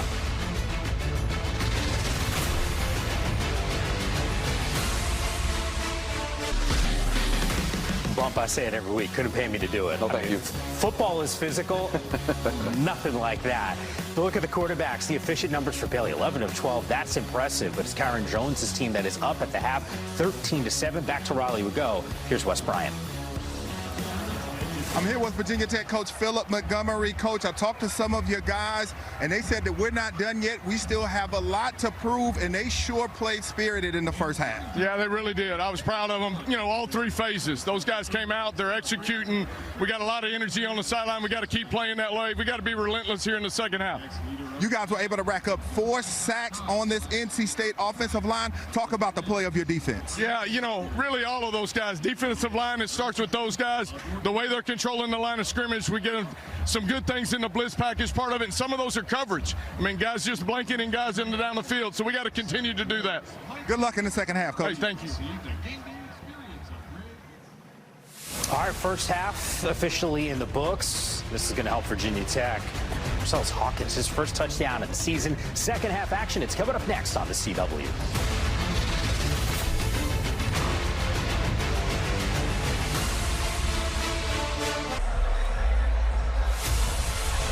You're watching CW Football Saturday presented by Marco's Pizza. Order your Marco's Pizza today.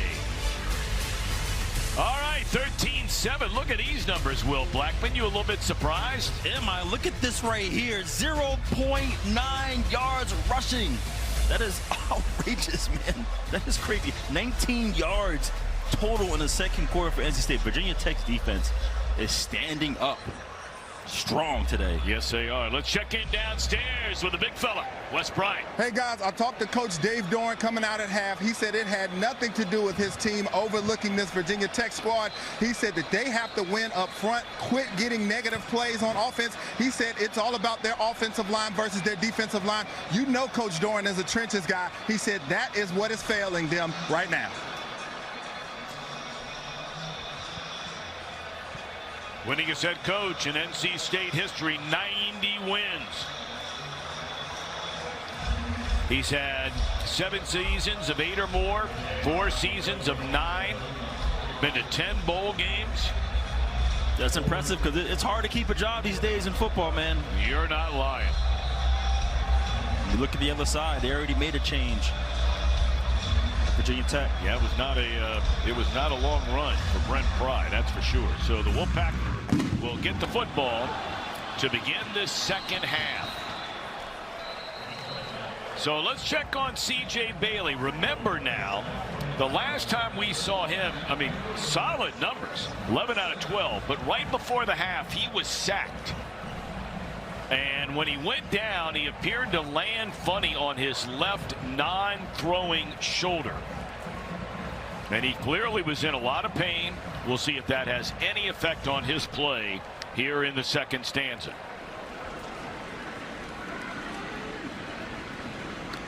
All right, so here we go in the second half. Very quiet for Smothers. And a nice start here as he picks up 6 on first down. Yeah, this is what you got to do on this drive. You instantly got to get Smothers going. He's your impact player. He's the best player on your team. Got to get him going right now.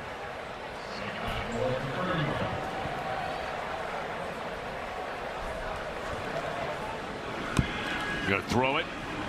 And short of the first down is Keenan Jackson.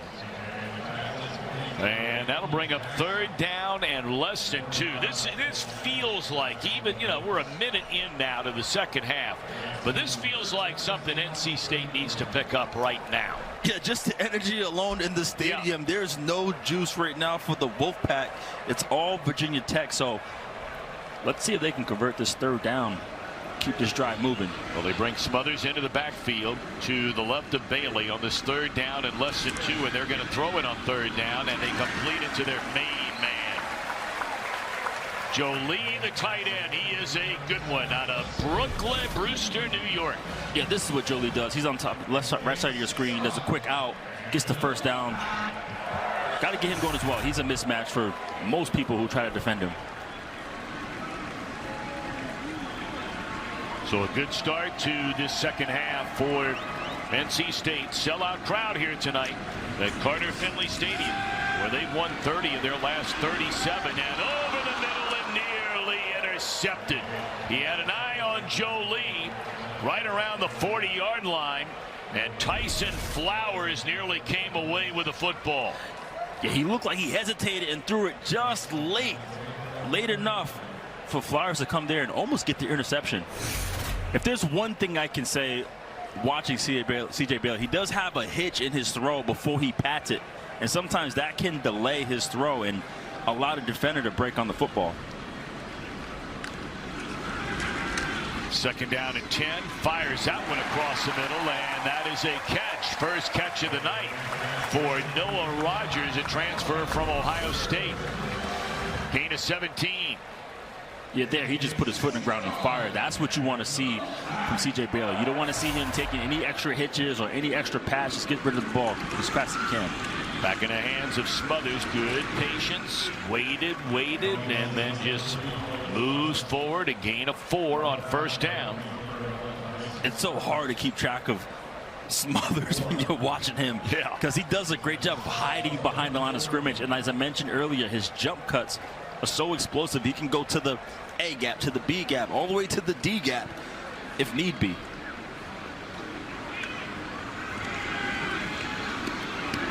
Catch made, and leaning forward, trying to get the 1st down is Keenan Jackson. He looks to be a yard short. Yep, it'll bring up another 3rd down and 1.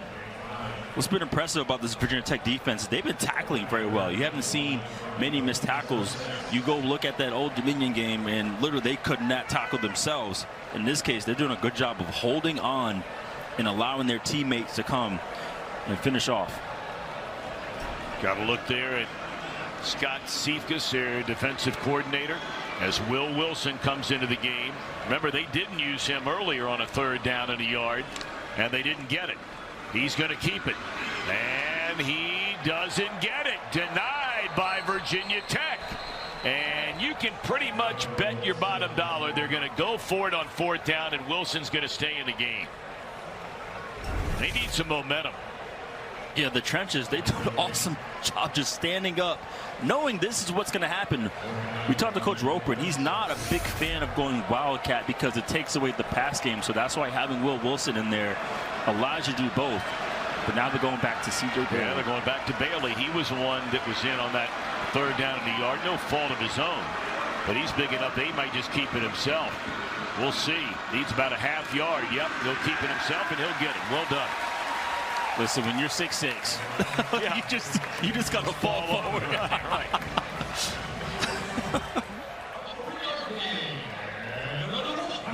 This is what NC State needs. They need a sustainable drive. I mean, you're only down 6 points, so you know it's important here to just have a comfortable drive, run your offense, get back in the rhythm, and get points on the board. All right, so a 1st down and 10 inside the 35-yard line. Duke Scott in the backfield, and Bailey's going to throw it. Protection starts to break down. Being chased, throws, and is that a catch on the sideline? I believe it is, and it is. And again, it's Joe Lee. Man, is he a player. Look, spinning to your left, cross body, a dot to the sideline. That is his 5th reception of the game. Look at the legs on that dude. It's a gain of 17. They're going to take a look at it. Looked like a catch from what we just saw, but you never know. Jolie is on the Mackey watch list. That's given to the nation's best tight end in remembrance of the great John Mackey. But Jolie played his first couple of years at UConn, now in his 2nd year at NC State. And man, is he a player. What a great throw.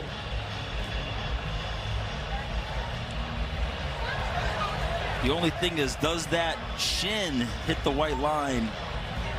I think the right foot's already he's good. down. Yeah, he's good. That's a catch. Yeah, you stop. He stopped himself, caught the ball. He's a pro. After review, the ruling on the field is upheld. 1st down, NC State. How about that, though? Rolling to his left, and C.J. Bailey throwing a dot to Jolie. I asked Coach Roper, like, are you going to get him going? He was like, in due time. Like, we have a set amount of plays and a count on what we're going to do for him in every game. And right here, you see today already delivering the ball to Jolie. Yeah, he's got now 24 receptions on the year. And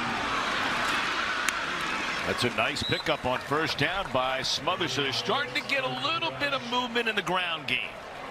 Yeah, attack the perimeter, giving everyone the football, trying to get the defense to think. And again, going back to being efficient. Let's not try to do anything extra. Let's get back to what we're doing well. Let's hit our receivers in the seams, get into our best players and Smothers and Joe Lee. So far, this has been an impressive drive. So they're going to allow Virginia Tech to make defensive substitutions after NC State made substitutions. 12th play of this drive for the Wolfpack. Opening drive of the second half, trying to take the lead with a touchdown in the corner of the end zone. What a throw! And what a catch! Keenan Jackson with a touchdown. What a throw that was by C.J. Bailey.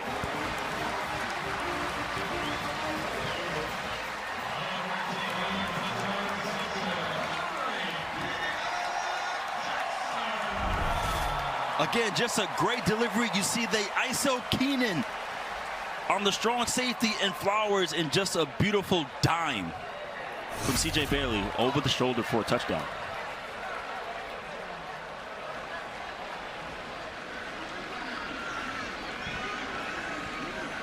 Kanoa Vine set for the point after, and it is good.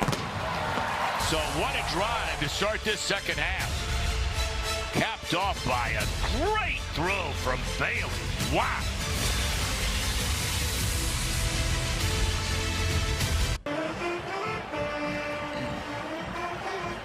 All right, NC State opening drive in the second half to take a 1-point lead next week on CW Football Saturday. We go to Blacksburg. The Demon Deacons taking on the Hokies. Wake Forest, Virginia Tech. 1 Eastern, 10 Pacific. Only on the CW, one of the most beautiful places, parts of the United States of America. Enter Sandman is such an experience. Yeah, fantastic. Well, coming out of the end zone now is Tyler Mason. And he is chopped down at the 21-yard line.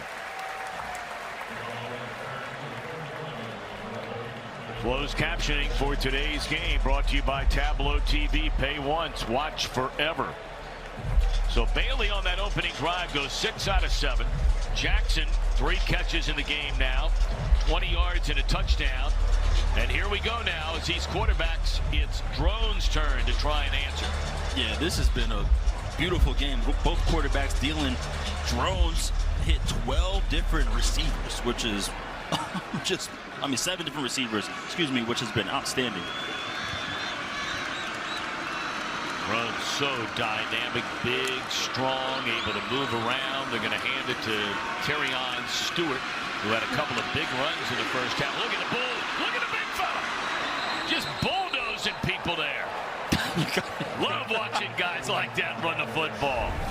That's why I said cover corner. Like, you got to bring it. You're trying to hit this guy right here. There's your guy, Jamel. Listen, so my coach will always tell me, sometimes. What do you mean? He goes, sometimes it happens, sometimes it doesn't. But sometimes.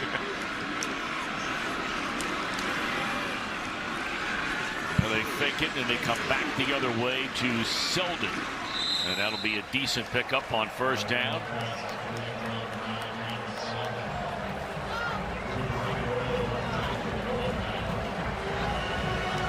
It'll be good for this offense just to stay on rhythm.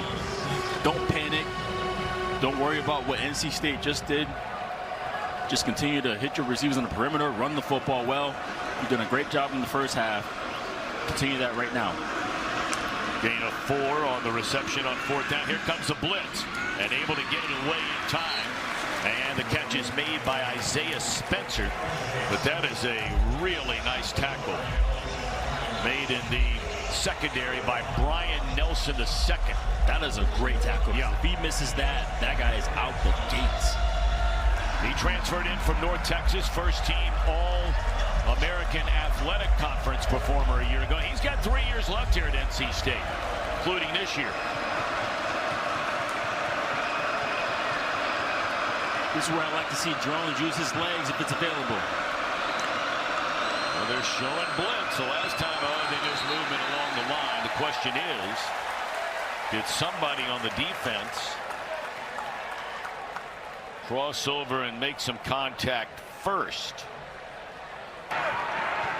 Ball start. Offense number 66. 5-yard penalty. 3rd down. It's Montavious Cunningham. But I give a lot of credit to this Wolfpack defense because they show so many exotic things on 3rd down. It's making everyone think, and also it's causing the offensive line to jump as well. They're going to show on the outside, show in the middle. It's a good job showing these blitzes already. So 3rd and yard becomes 3rd and 6 after the penalty. Here comes the blitz, and able to get it away in time, and I don't think he got there. Catch made by Selden. He's very close, but he's short. Again, great job just tackling, getting him down. They're going for it. Here on 4th down. And it looks like he got it. Boy, that's a gutsy call right there by Philip Montgomery from your own 41-yard line. Well, it depends on his spot if he got this or not. Sure looked like he did. Yep, it is a 1st down. I love this move. Go quick, right? Everyone's on the same page. You get the 1st down and it pays off. Well, you had all those defensive backs on the field, you know, because it was 3rd down and 6, right? Take advantage. Yeah, and when you hurry up, they can't substitute. So here we go. 1st down. Drones cuts it loose. A long ball down the sideline. What a reception. Is it a catch? No. It looked like he had it momentarily. And that Snook Peterkin down there thought he had it. He did have a step on him, just a little underthrown. Looked like an intentional back shoulder, but he still has to do a better job of trying to give Drone some room so he can fade him out of bounds. Yeah, he caught the ball. He just came down out of bounds. Yeah, that's the stuff that amazes me. Yeah. You were one of those guys. You were a two-way player. I mean, just to have the athletic ability to catch that ball and flight and know your whereabouts to get a foot down. Yes, just amazing. And there he is again. Terry on. That's my guy. He's out of the Mid-American Conference. I'm a MAC guy. You big MAC guy for those guys. Yeah. Ohio University guy. I'm laughing because he comes around the corner and you see guys just maybe making business decisions. I'm not going to accuse anybody of doing that. Because I'll tell you what, listen, if I'm on defense, what he did to my teammate last time, I'll be thinking about it too. Right. He is a load now.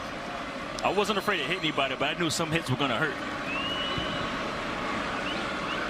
Transfer from Bowling Green, and he's getting the bulk of the carries here tonight.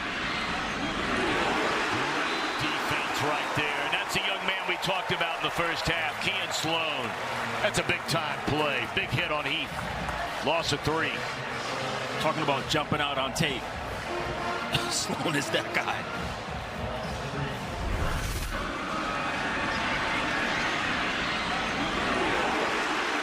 That's how you make a statement in your own stadium right there. He's going to make it enough for a roster and do a great job.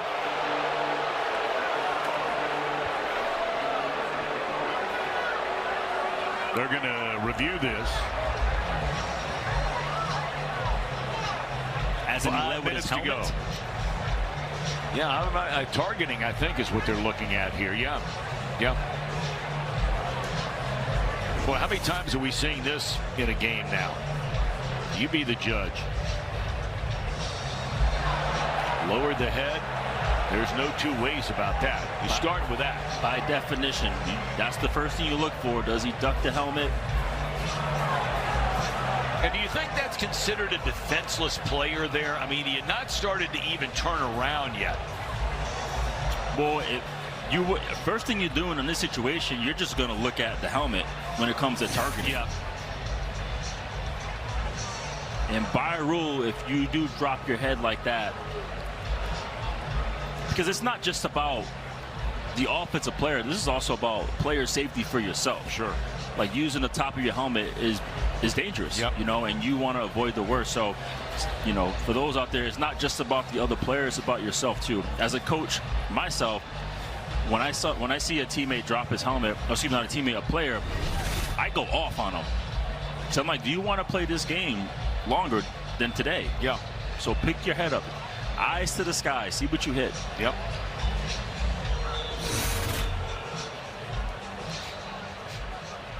Got to look at the command center back in Charlotte. After further review, there is no foul for targeting. Second down. Well, he's fired up, isn't he, Sloan?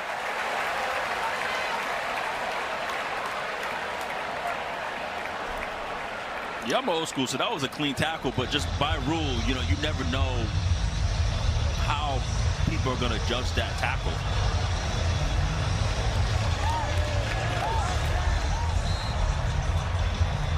It does help that it was to the body and not to the helmet as well. All right, Stewart in the backfield. Got a second down and 13, under 5 minutes to go in his third quarter. A couple of lengthy drives. Only one drive for each team here in the second half. And there again is Terrion Stewart, cars his way up to the 45-yard line. So this is 3rd and long now for Virginia Tech.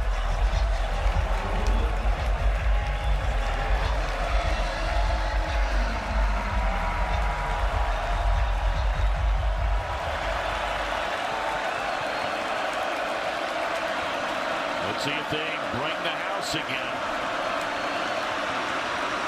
They do. Drones rolling. Loses his footing and he is dropped. That is Sebastian Harsh. It pulled him down. Transfer from Wyoming, having an outstanding year, and Virginia Tech will punt. You can see Drones was trying to step up and launch the ball downfield. But then Sebastian grab his heart.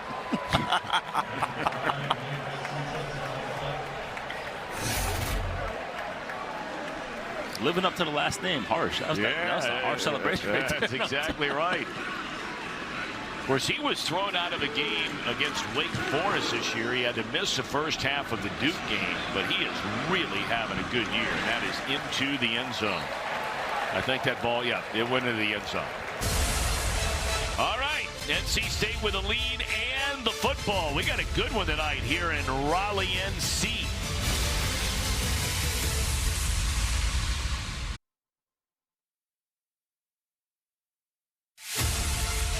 You're watching CW Football Saturday, presented by Marco's Pizza. Order your Marco's Pizza today. And by Kleenex. For whatever happens next, grab Kleenex. Some of the greats in Virginia Tech history. Boy, how good was he? Oh. Listen, I played against those early 2000 Frank Beamer teams. They had monsters.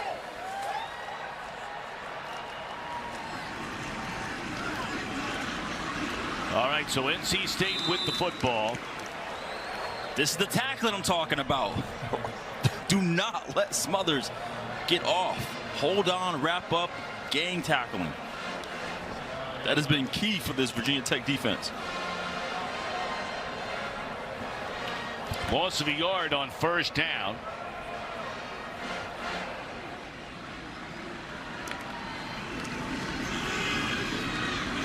Fake the handoff, and now Bailey just swarmed under a couple of Virginia Tech defenders. Ben Bell, they brought him in to do just that.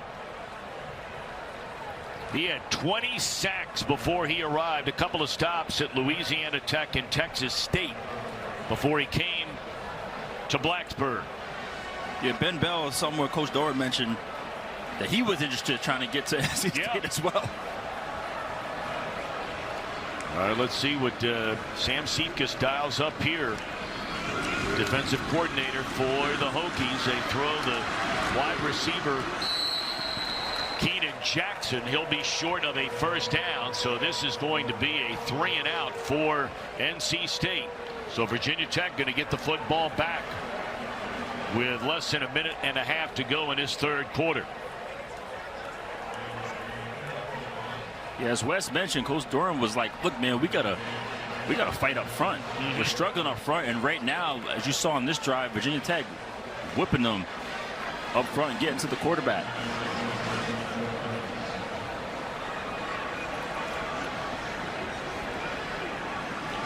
Isaiah Spencer is waiting on the Caden Noonkester punt, and he's had a good night punting the ball, and this is another good one. Probably should have come up to get that. You were a great punt returner in college and the NFL. You got to catch that one, don't you? Yes, you do? Yes, you're All right. Gotta feel that one.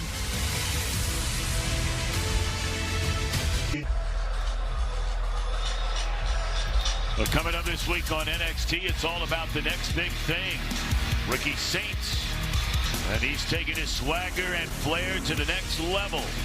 New NXT Tuesday, 8 Eastern, 7 Central, right here on the CW. All right, so Virginia Tech gets a stop defensively. They begin this drive all the way back on the 11-yard line. Remember last time they started back here, they went all the way down the field and scored a touchdown. And look out now. It is Stewart off to the races. One man to beat. He's inside the 30, the 20, the 10, and barrels his way inside the 5 before he is cut down. What a breakout night it has been for the former Bowling Green star, Terrion Stewart. Look how he just gets through the gap, gets vertical instantly, and just breaks all of these tackles, gets north. This is what I love. I love that he switched the ball to the outside arm. It's such a lost art. What a run. That is an 85-yard run, and on the next play, the pass. Is it a touchdown? It is. Cameron Selden with a reception, dives into the end zone. We have an injured player. Officials timeout on the field for injury. I think it's J.J. Johnson down. But how about that? You get the ball twice tonight inside your 10-yard line or right around the 10, and you come away with both your touchdowns. Now a third. Outside, you got 3-on-2. He likes the numbers, gets it to his receiver, Cameron, and just gets vertical. But how about the run? There a moment ago by Terrion Stewart. Transfer grad from Bowling Green. There is a penalty flag, by the way, that is down on the far side of the field as they continue to tend to Johnson, who looks like now he's starting to sit up. That's a good sign.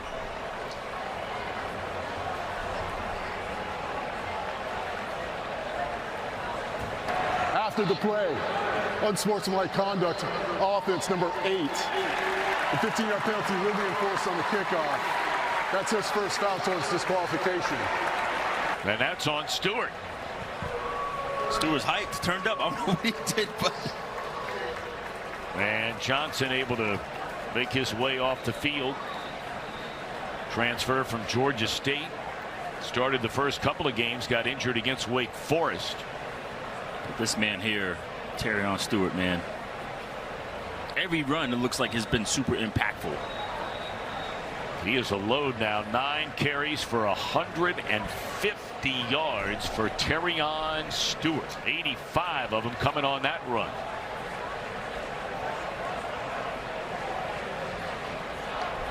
That is the 7th longest run in Virginia Tech history. The longest goes all the way back in 95. Well, that was a running place, 96 yards. Bob Schweikert against Wake Forest in 1962. So with the penalty, this is a lengthy point after. It's a 35-yarder, and it is right down the middle.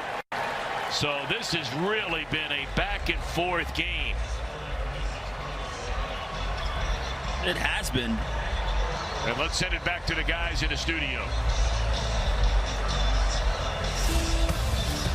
All right, Tom, we got a CW studio update. Alabama and Georgia, one of these significant games in the country. How about Ty Simpson just before halftime running it in? He's got 3 total touchdowns at the break, and it's a 10-point advantage for Alabama. There's so many big games around college football today. Man, I can't remember a Saturday with as many, big-time games as we've had around the college football landscape today. And, man. But they've just been competitive, too. That's the thing, too. Even if they weren't big, top-ranked type of games, they've been competitive down to the wire, upsets left and right, and just that's been the beauty of college football this season. Yeah, I mean, those noon games today, you had a walk-off field goal by Illinois to beat USC. You have the overtime game between Georgia Tech beating Wake, who went for 2 after a touchdown in overtime, 30-29 the final there. So Georgia Tech in the ACC remains undefeated. Next weekend, it's Miami and Florida State. That won't have quite the drama. There's still plenty of drama. But after the loss last night, which, by the way, the conference just came out and handed out the University of Virginia a $50,000 fine, of course, for storming the field. You knew that was coming. Worth every penny for them. Yes, indeed. Every nickel. All right, Sam Skivas, the defensive coordinator. Sam Skivas has called a good game here tonight. He's in his first year as a defensive coordinator. And Smothers still on his feet. That's a nice run. Turns out to be a 5-yard gain.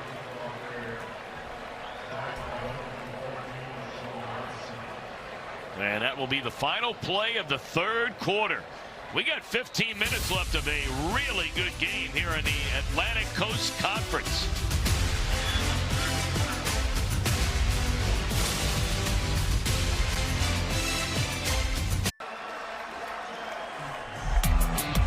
Take a look at our Royal Caribbean game summary. Opening possession of the second half. NC State rolls right down the field. Great throw into the end zone. And a touchdown, but after the 85-yard scamper by Terrion Stewart, Virginia Tech cashes in with a touchdown. And here we go to begin the final quarter. We've had 4 lead changes in this game. 20-14. Virginia Tech in front. NC State with the football. A 2nd and 5 from its own 30. Quick slant. And the catch is made by Teddy Hoffman. And that'll move the chains for a first down. Right now you see NC State a little tempo, walking up to the line, but not huddling, trying to keep Virginia Tech off balance defensively. Previous play of the completed catch is under review. They want to make sure that that was a completed ball. It was a low throw.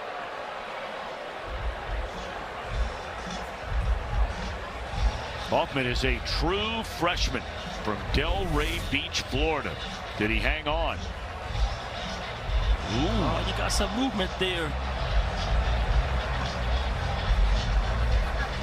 Hard to tell. There was some movement in there.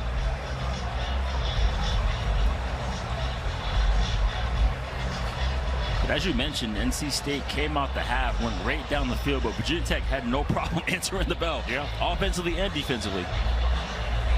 This is the best look. I mean, he appears to have control on his knees. Yeah. You think he has control, then you're looking at the knee while you take your eyes off the ball, and then you look back to the ball, and it was moving around. Right. Is there enough to overturn it, Will? Right. You want to see, did he keep his hand under the football as if it was moving? Yeah, I'm not sure that he had full control over that football.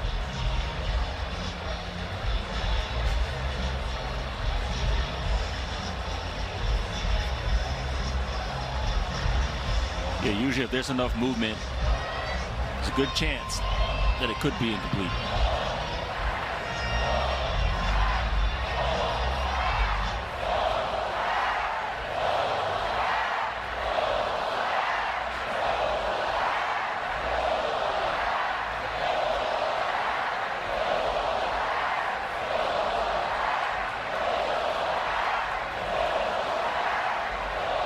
Well, the chains are starting to move backwards, so they've already posted a 3rd down, so this is going to be overruled. After review, the receiver bobbled the ball when he hit the ground. Therefore, it's an incomplete pass. It's 3rd down. Okay, so it'll be 3rd down and 5 from the 30-yard line. That was a 2nd and 5.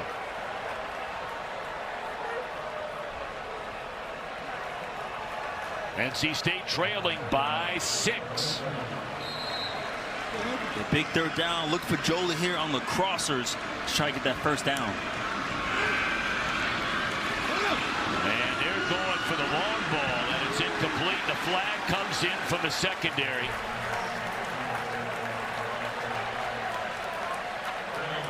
And there's another flag all the way back at the 40.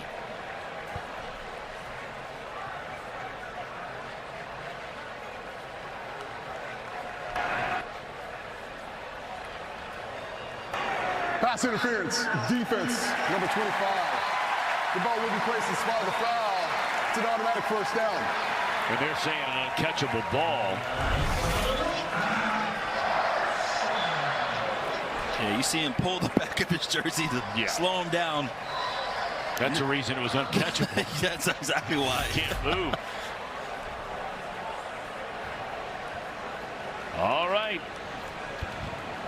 Automatic 1st down at the 40-yard line, and here is Smothers, who's had a very quiet game. Virginia Tech on defense has done an excellent job. But this is what you want Smothers to do. You want him to bounce around and continue to find different areas to run. You don't want to give him a seam to run up the field, make him change directions, make him break multiple tackles if he can, and wrap him up. NC State only has 36 rushing yards in this game tonight. The Wolfpack averages 174 per game, and that's incomplete.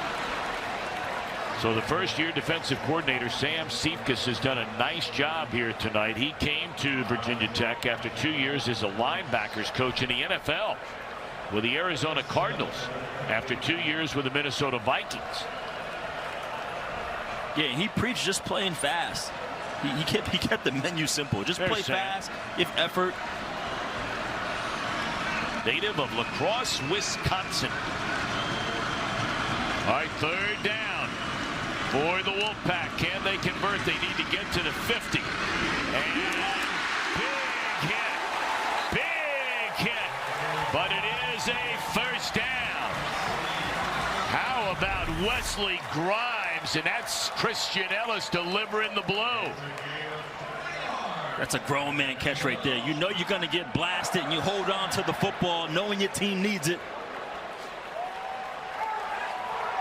Wow.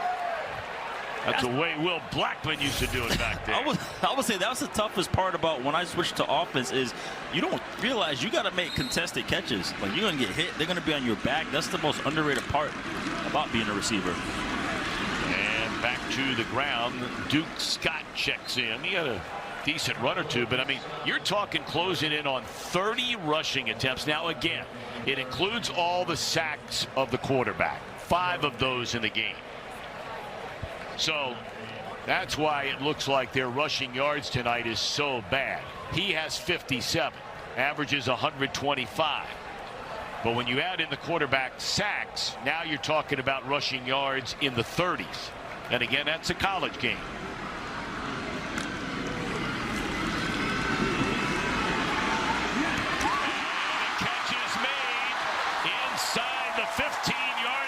Terrell Anderson, and that is a 1st down for the Wolfpack. I love C.J. Bailey's patience, trusting the protection, scanning, and then finding his receiver across the middle, getting him the football right before he gets hit. He's able to clear that linebacker and get the 1st down.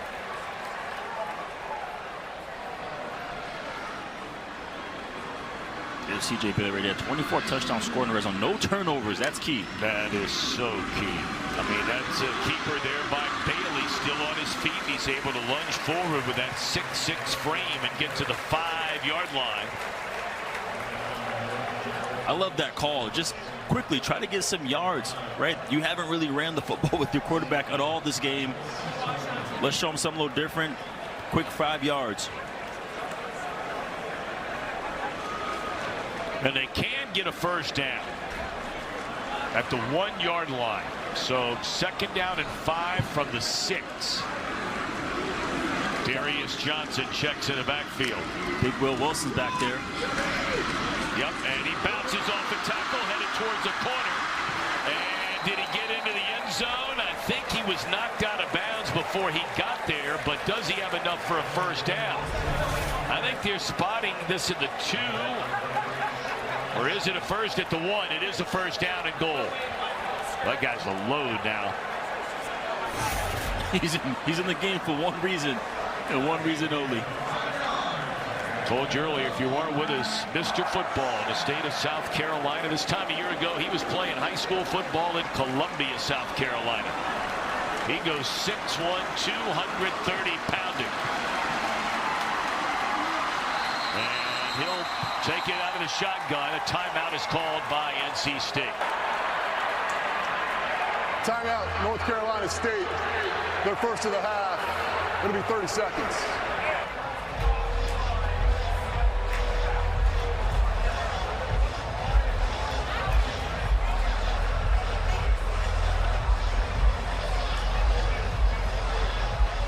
Well, let's bounce around the ACC. We told you about the wild one last night. Many of you saw it. Chandler Morris, 5 total touchdowns.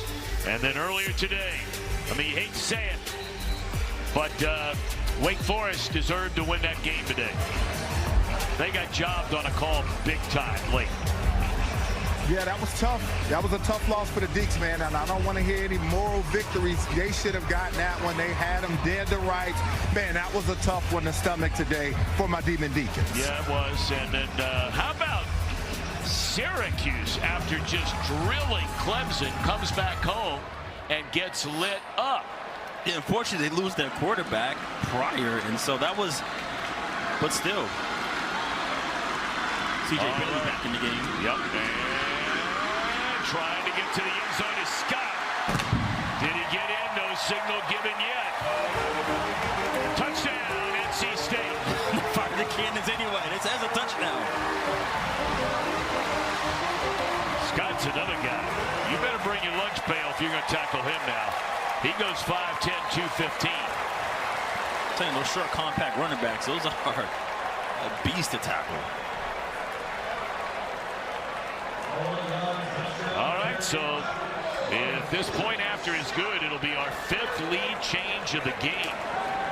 My goodness, what a game we've had tonight here in Raleigh. And they're going to review it to make sure he got in. I mean, it was right there. But they just want to make sure, and I don't blame them.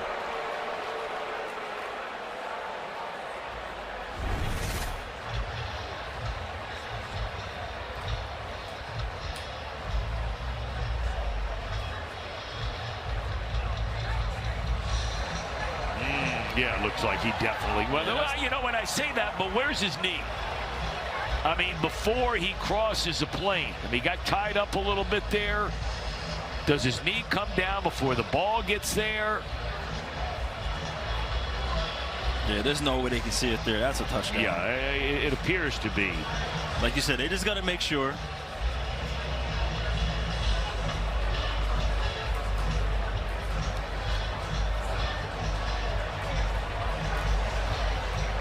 Well, if nothing else, it just appears that there's not enough evidence to overturn the call on the field. After review, the ruling on the field is upheld. It's a touchdown. Yeah. So it is a touchdown for Duke Scott. And now a point after away from NC State taking the lead, but we got a long night ahead. We're just under 11 minutes. And Scott, his first career touchdown as a redshirt freshman. He was on that freak list, you know, they put out every year. Yes. I mean, the dude's a redshirt freshman. Squats 550 pounds, runs a 4.3 40, and has a power clean of 375. That's Will Blackman and Wes Bryant stuff there. We got a good game tonight here at Carter-Finley Stadium. Stick around.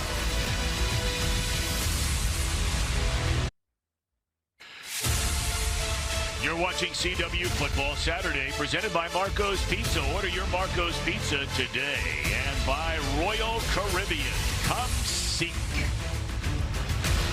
They've had some great ones on the defensive side of the ball. How good was that guy at NC State? Listen, I had to see him on the same team. Manny Lawson, Stephen Tulloch, Marcus Hudson on the same defense.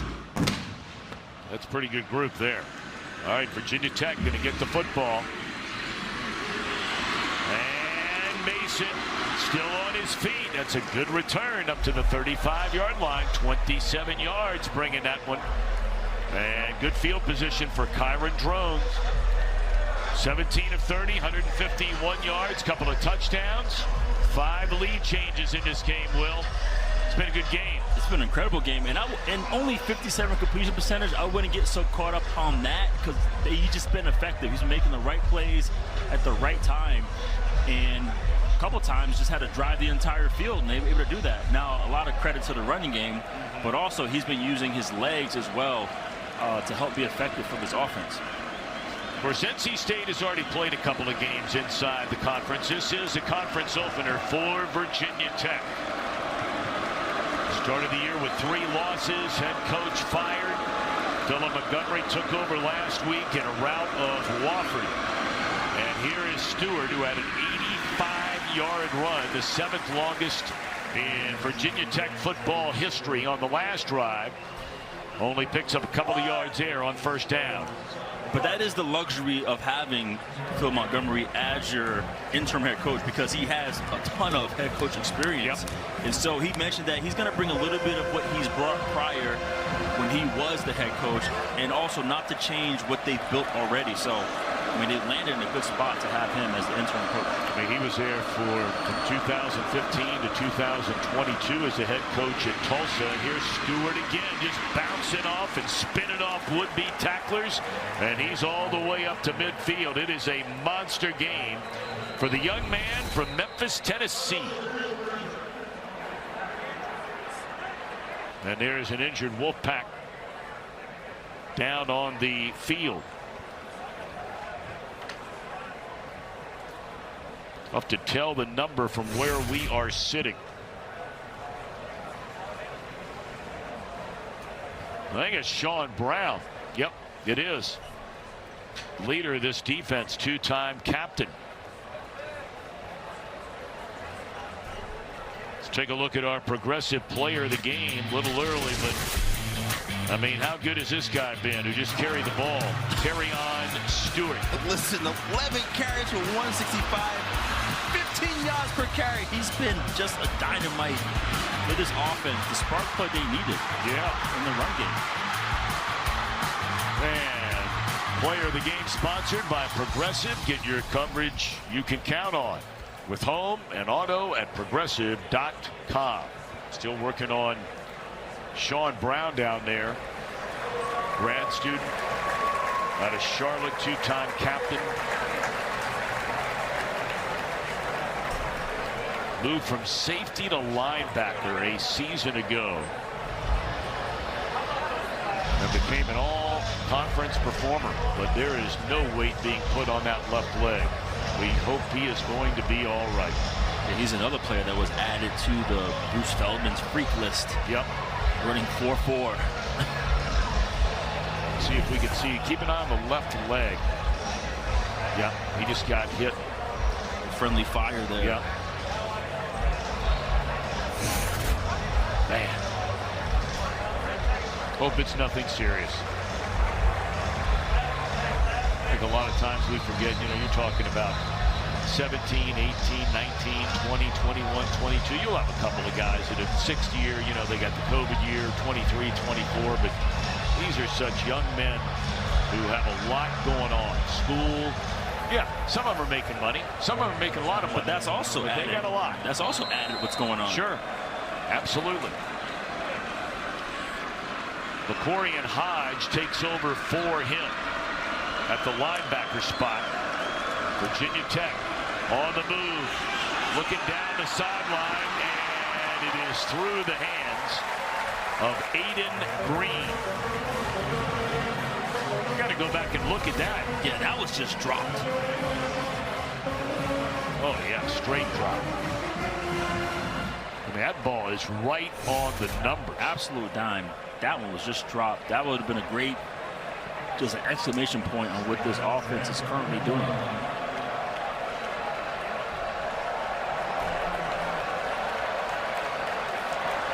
Safeties are up. I go right back to him.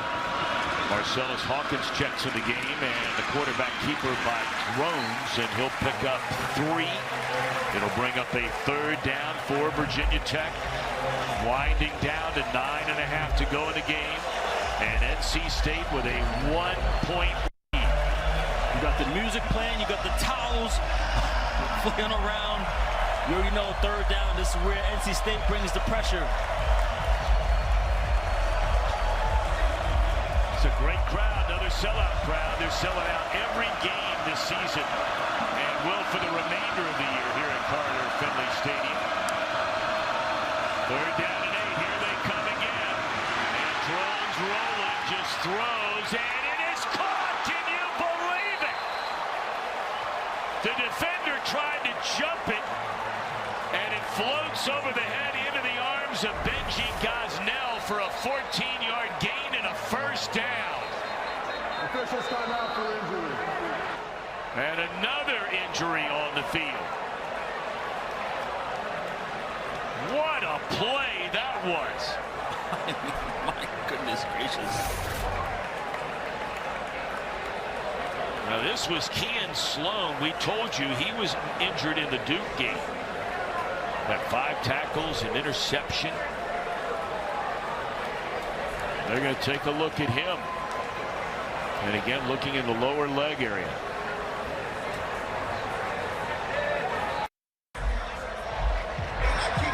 NC State is in yet another one-score game. They've played the 5th highest amount of one-score games in the FBS since 2020.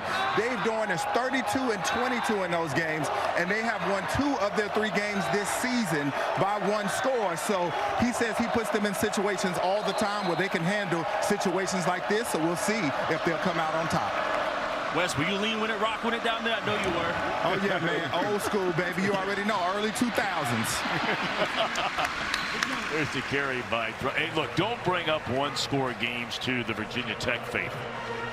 They have lost 12 of their last 13 games that are one-score games. They went 0-5 in one-score games a season ago. Where in one-score games, you just heard the numbers. Coach Doran at NC State found a way to get it done. Does Virginia Tech turn that around tonight? Nowhere to go for the man who's been running loose all night long. Gotta corral him, gang tackle, get him down. Price, the first one to meet him. You see everyone staying home. They're like, look, it's the Barry Sanders rule. He's gonna come back to you eventually. Price been around a long time at NC State tonight. His 43rd game as a member of the Wolfpack. 7:30 to go. Big 3rd down. Remember, Virginia Tech has an outstanding field goal kicker. Here comes a blitz again. And a little crossing pattern short of a 1st down. Decision time now for Philip Montgomery. You are in field goal range. And, of course, a field goal gives you the lead here if you make it. You got to kick it, right? Yeah, definitely take the field goal. Your defense has been playing well. You've been holding down Smothers. He hasn't been killing you at all or doing anything at the fact. Take the 3 points and play some good defense. Well, of course, that's all in theory. Now it's got to be executed. Christian Epling, the snapper. The punter. Belcesis is the holder, and the kicker is John Love. 43 yards away. One of the nation's very best. Low snap. But look at the boot by Love. It is hammered down the middle. And there is a flag in the end zone. Offense. Oh my gosh. Still 4th down. Can you believe that? Now you're turning it into a 48-yard field goal attempt. How does that happen? I mean, you've got the holder turning around and asking the kicker, it looks like 2, 3, 4 different times. Game clock should read 6:35, please. We got to go, man. Yeah. Do you ready or not? All right. Trying now from, this is actually 49 yards. He's got more than enough leg. Good snap. Good hold, and did it get in? It did. It is good by John Love from 49. Boy, that guy, he's been so good. This one just sneaking in. Oh, doctor.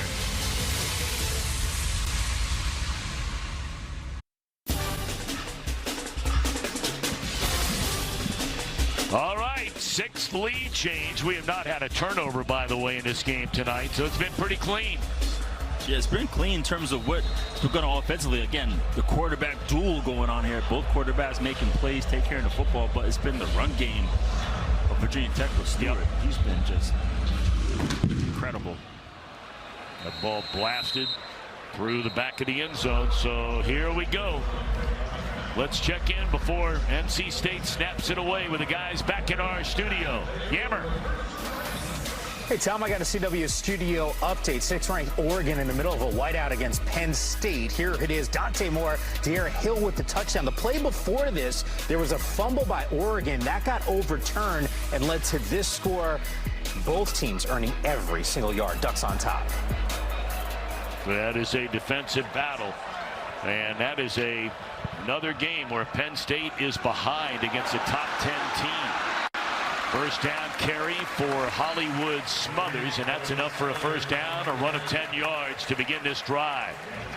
Got 6 minutes left in this game.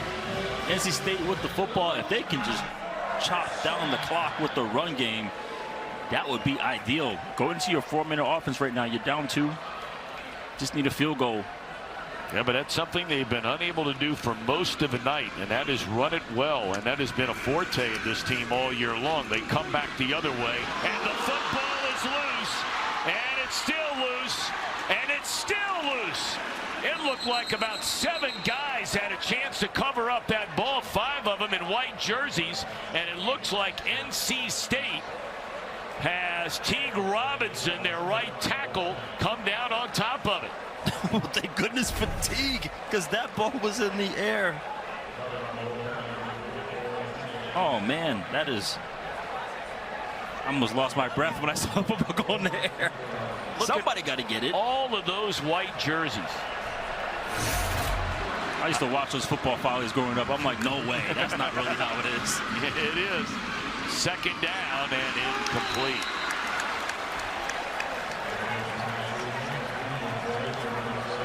Yeah, this secondary is turned up right now. Making plays on the perimeter. PBUs, tackling. Christian Ellis has been all over the field tonight. Young man from Jacksonville, Florida, transferred in from New Mexico. Played 3 years there, 2-year starter. 3rd down and forever. They need to get to the 45-yard line to keep this drive alive. Bailey stepping in the pocket, lays it off for Hollywood, and just nowhere to go. Tell you what, this Virginia Tech defense, they caught a break on that fumble and the ball going backwards to put them in a big-time hole. But their defensive coordinator, Sam Cephas, has to feel mighty good about coming up with a stop there. Yeah, at the half, West used the word inspired, and that's exactly how this defense has been playing all over.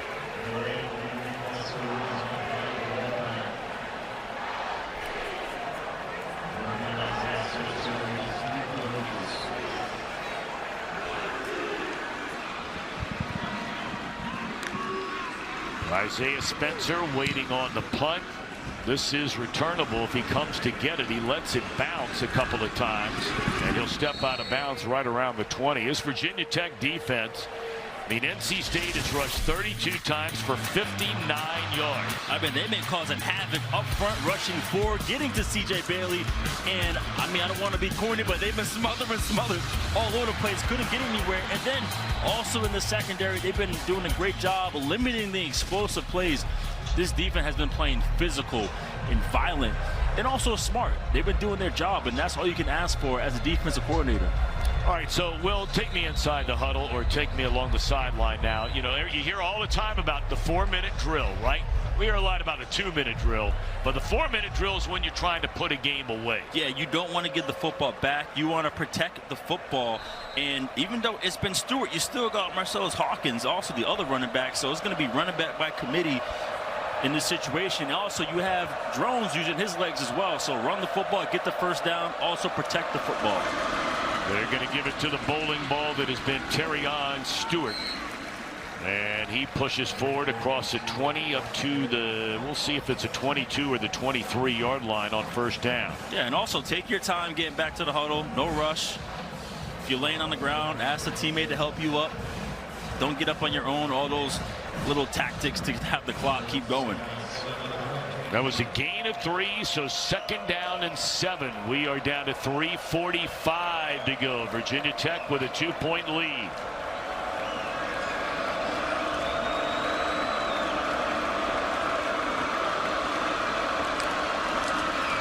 They'll give it to Stewart again.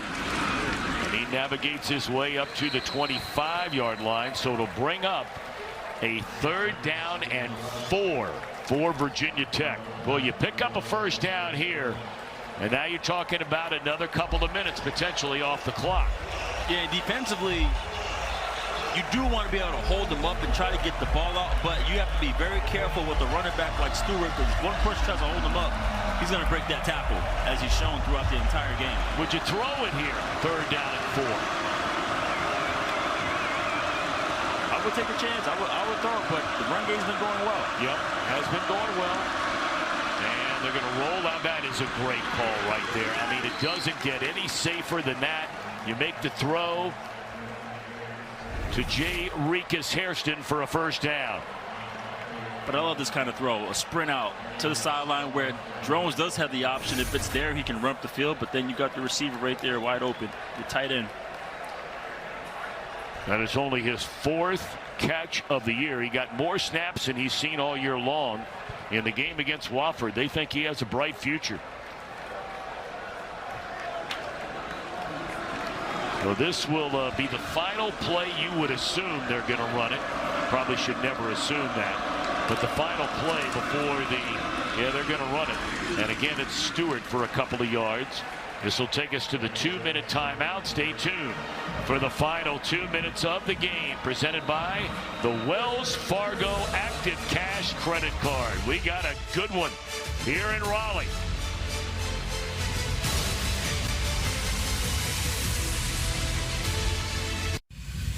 As we head into the final 2 minutes of tonight's game, our snapback replay presented by the Active Cash Credit Card from Wells Fargo. How about this for the lead? Right in there. I love how you took it out to break. You're like, Brought to you by the Wells Fargo Active Cash Credit Card. Be a 2%er. Earn unlimited 2% cash rewards on purchases. Terms apply. All right, here we go. 2nd down and 8. And maybe for 2 more, brings up another 3rd down. The clock continuing. Nope. It's going to be a timeout for NC State. Yeah, Virginia Tech, they're in their 12 personnel. They're in a 12 personnel formation, which is 2 tight ends. And for them, that's 90% run. And so the pass game has been limited. So I expect they're going to make great use of this timeout here and try to find something creative out of this personnel here. I mean, you look at this Virginia Tech team 2 weeks ago. They had been humiliated, just completely humiliated at home by Old Dominion. That was, I'll be honest, that was a tough game to watch and to review. That was, they looked like they just laid down and gave up. It really did. And it ultimately led to the firing of Brent Pry, the head coach. So Philip Montgomery takes over. And look, they played Wofford last week, so you needed it. You needed your first win, and they piled up the yards, and they got the victory. Everybody felt a lot better. But now you're coming into NC State, which has won 30 of its last 37 in this building. So they're out in 11 personnel, Tommy. So one back, one tight end. And let's see if Drones is going to throw it.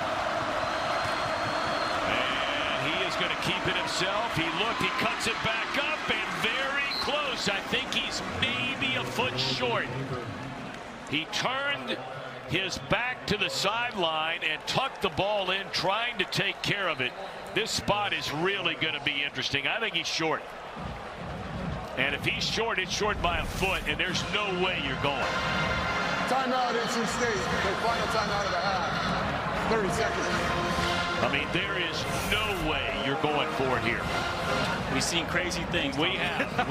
You're right. I shouldn't say that. But, I mean, look, they've got a minute 42. They are out of timeouts. If you give them the ball at the 40-yard line, should you not be able to get a fourth down and a yard? I mean, you're basically handing the game at least to a field goal try for NC State. Yeah, you probably come out in a situation here where perhaps you do a lot of motioning shifts, try to get a dummy count, hopefully get them to jump off sides and steal one. That's a strong possibility. Or just take the delay a game. Yeah, this one, you got to punt this out. I think you're spot on there, Will. I think we'll see the Drones come out and see if they can't. Or is he?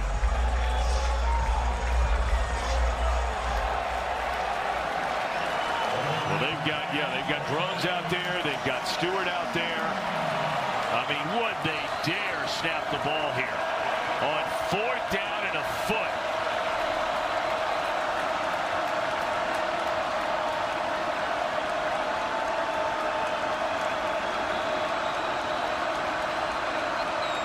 No, not going to do it. And they're going to go ahead and call a timeout. Timeout. Virginia Tech. You hit the nail on the head right there. Well, you know, why not try? Why, that's right. You don't know how disciplined the other person is on the other side. You never know. So go ahead and try it. All right, so they're going to go ahead and punt it. And NC State will get the ball with one more chance.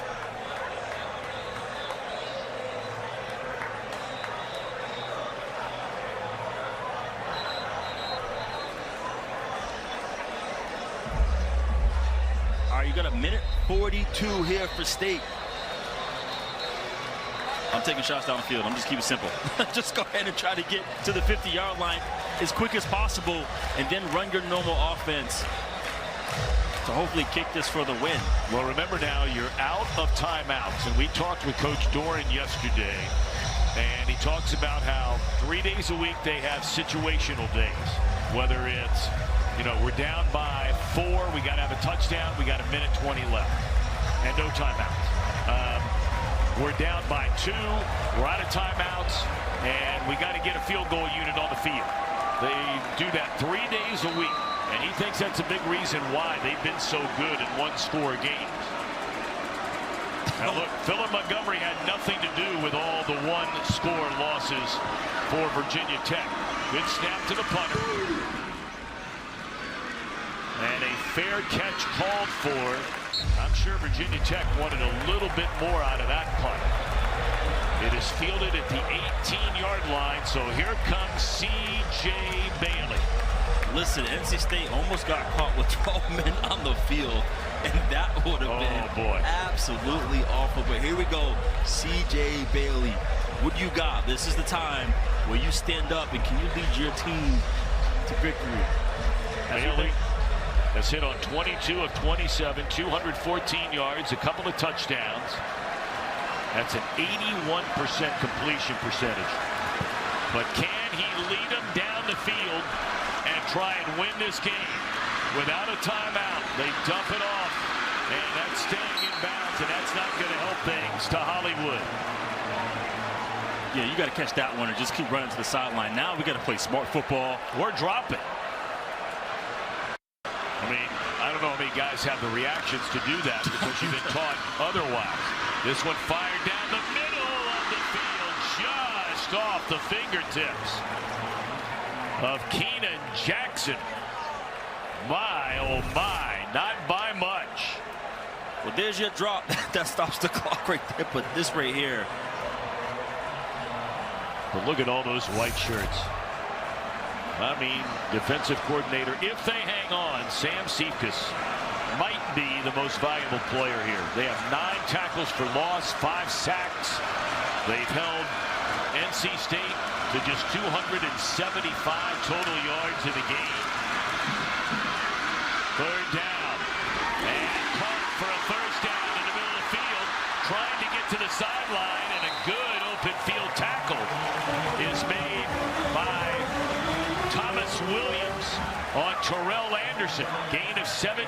Clock still rolling. I love the awareness. Immediately tried to work himself to get a bounce. He had a long way to go. Here's another catch. This one by the tight end Jolie. Short gain.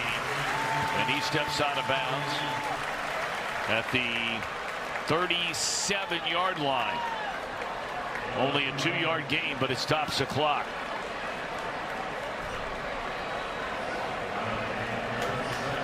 Even when they catch the ball near the sideline, it's very important that the receiver gets upfield. They get knocked back. The clock can keep running in that case. If you're wondering about the kicker, Kanoa Vineset, as that one is too high, incomplete. His long this season is 38, but his career long is 52. There is a penalty flag down on the play. Or is there? No, I guess they picked it up. Yeah, official bent over, picked it up. Might have just fallen out. All right, so 23-21.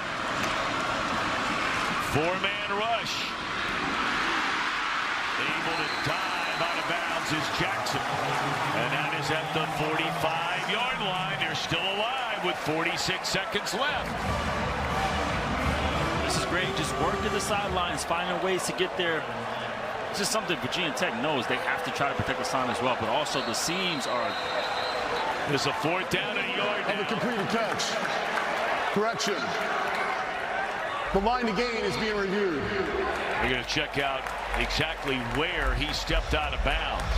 I mean, the reaction by Jackson was he was upset. Either upset at where they marked it or upset at where he stepped out of bounds, being run out of bounds, really. He's holding the ball out. It does move at the end, but, I mean, still the review, essentially, this is NC State's favor. You get a chance to regroup, talk about some things, guys get a rest. Yep.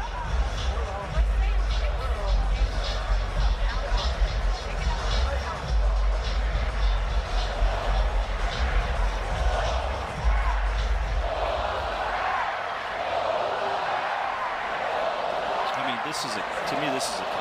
Oh, no doubt. Yeah, I mean, come on. This is a spot of the ball. This is not determining whether he caught the ball.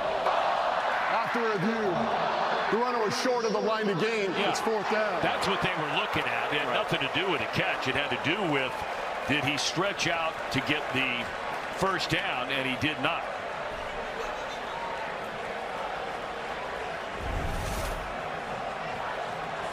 There you go. He's going to try and stretch it. I mean, if that was in the goal line, that'd probably be a touchdown. It might be. Okay, here we go. Let's go. This is it. This is it for NC State. You can keep the drive alive. If you don't convert, game over. You're out of timeouts, and they're going to throw it. And it's batted down, incomplete. And there again is the name Christian Ellis. He has been all over the field tonight. And they went to their money man, Jolie. And Ellis able to bat it away. This is what you do defensively. You play the percentages. Out routes are their favorite routes, and their top guy in that situation is Jolie. And I'll tell you what, Christian Ellis, he played football today.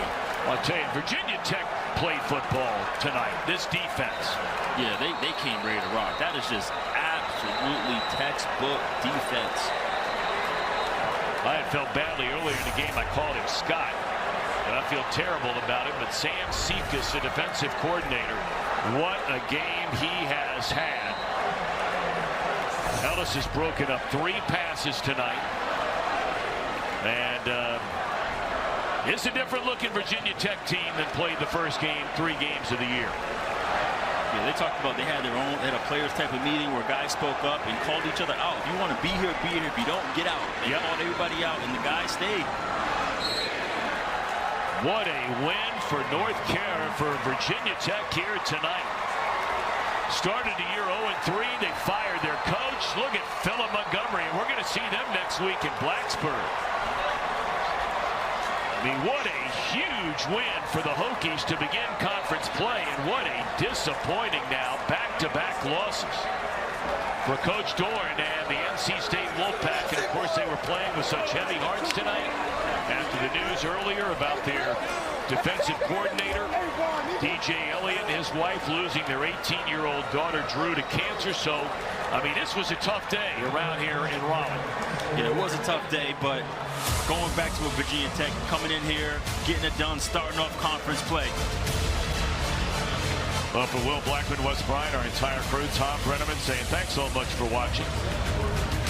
We invite you to tune in next week, a full Saturday of CW Sports. We'll have these Hokies in beautiful Blacksburg, Virginia, hosting Wake Forest. We thank our entire crew tonight. We thank you for watching. 23-21, Virginia Tech winners tonight. And it was NC State, Virginia Tech, because I think that we thought that it was going to go NC State's way, because why wouldn't it? They seem like they have a pretty good football team. Hey, Debbie Antonelli definitely thinks so, and Virginia Tech trying to figure things out without their head coach and a new interim head coach. But they do still have their quarterback, who looked right in the rhythm, Kyron Drones, there as they took a lead. And then NC State trailing, and it's C.J. Bailey with a nice pass. That's why you believe. Yeah, I mean, Bailey's had a great season, but you have to give Virginia Tech a ton of credit. Their head coach gets let go. They have a number of players saying, I want a red shirt this year. And for those guys that are still playing, for them to play with each other, this is an incredible effort by them. That's Terrion Stewart with the 85-yard run, 4th longest rush from scrimmage in VT history since 1987. And then next NC State drive, Jaden Scott. He punches it in, so NC State goes ahead. Back and forth we go. 10 minutes left. 3rd and 8. Kyron Drones somehow gets this off, Coach Rick. Runs to the right, launches it up there, up for grabs. And guess who grabbed it? Gosnell. Of course he did. First down for them. 4 plays later, John Love, the 49-yard field goal. They take the Oh, lead. my goodness. And then 45 seconds to go. 4th and 1 for NC State. Watch this. Great play. What a play. Yeah, great play. Christian Ellis had himself a day. Had a couple of pass breakups, none bigger than that right there. Huge. He got to celebrate afterwards as they knock off NC State at home 23-21. All the road teams won today in these ACC awesome. games, which was crazy. It is awesome because we saw Coach Rick just a couple of weeks ago. We were sitting here watching Virginia Tech at home. Those players looked like they were really struggling to just find any kind of spark to play. Right. And then you see them come out and do that. How do you go from that? Well, I think sometimes there's so much pressure when you know your head coach is on the hot seat. It's tough on the coach and his family and everybody else, but it's tough on the staff. Everybody's worried about their jobs. It's tough on those kids because they don't want to see their coach go. I mean, they decided to come because of that coach, you know. And then all of a sudden he's gone and the pressure's off to a certain degree and they just play free. And all of a sudden they catch a little bit of momentum and starting to have some fun. And they play for each other. You know, it's going to be a whole new staff probably next year, a whole new operation. And for these guys to stick together, I think it says a lot about the character in that locker room. No doubt. Yeah, we can't say it enough. The job that Coach Montgomery has done just with this group as a whole. I mean, we talk about inspiring this group of guys. We were talking about multiple weeks. They just were playing with low energy, low effort, no motivation, it felt like. And you could see that on tape. And just look at the difference that effort and execution can bring to a team. And you know what? If they didn't show up and didn't play with emotion, nobody could blame them. Their ability to do that today, I was so impressed with their staff, their leadership, their players. Their fans. What a great Was effort. it at their house? No. That's No, okay. their fans were cheering from a distance. They were, and some of them were there too. Really quick too, because we were talking earlier off camera about Kyron Drones and the player that he was a couple of years ago, and then has struggled some. But he looks a lot different than what we've seen lately as well. I mean, 2 years ago we thought this was one of the emerging stars in the ACC. Yeah. And last year he was hurt, and now this year he had a new coordinator because their offensive coordinator left to go to Ohio State, and he just looked like he played relaxed and had fun today. And he's talented, and again, he's been under a lot of pressure too, but I think everybody's happy for him. 2-0 under their interim head coach, and I just want to say they had lost 8 straight one-score games entering today, but they find a way on the road to get a big win over NC State. So congratulations to Coach Montgomery on what he's got his guys fired up doing there.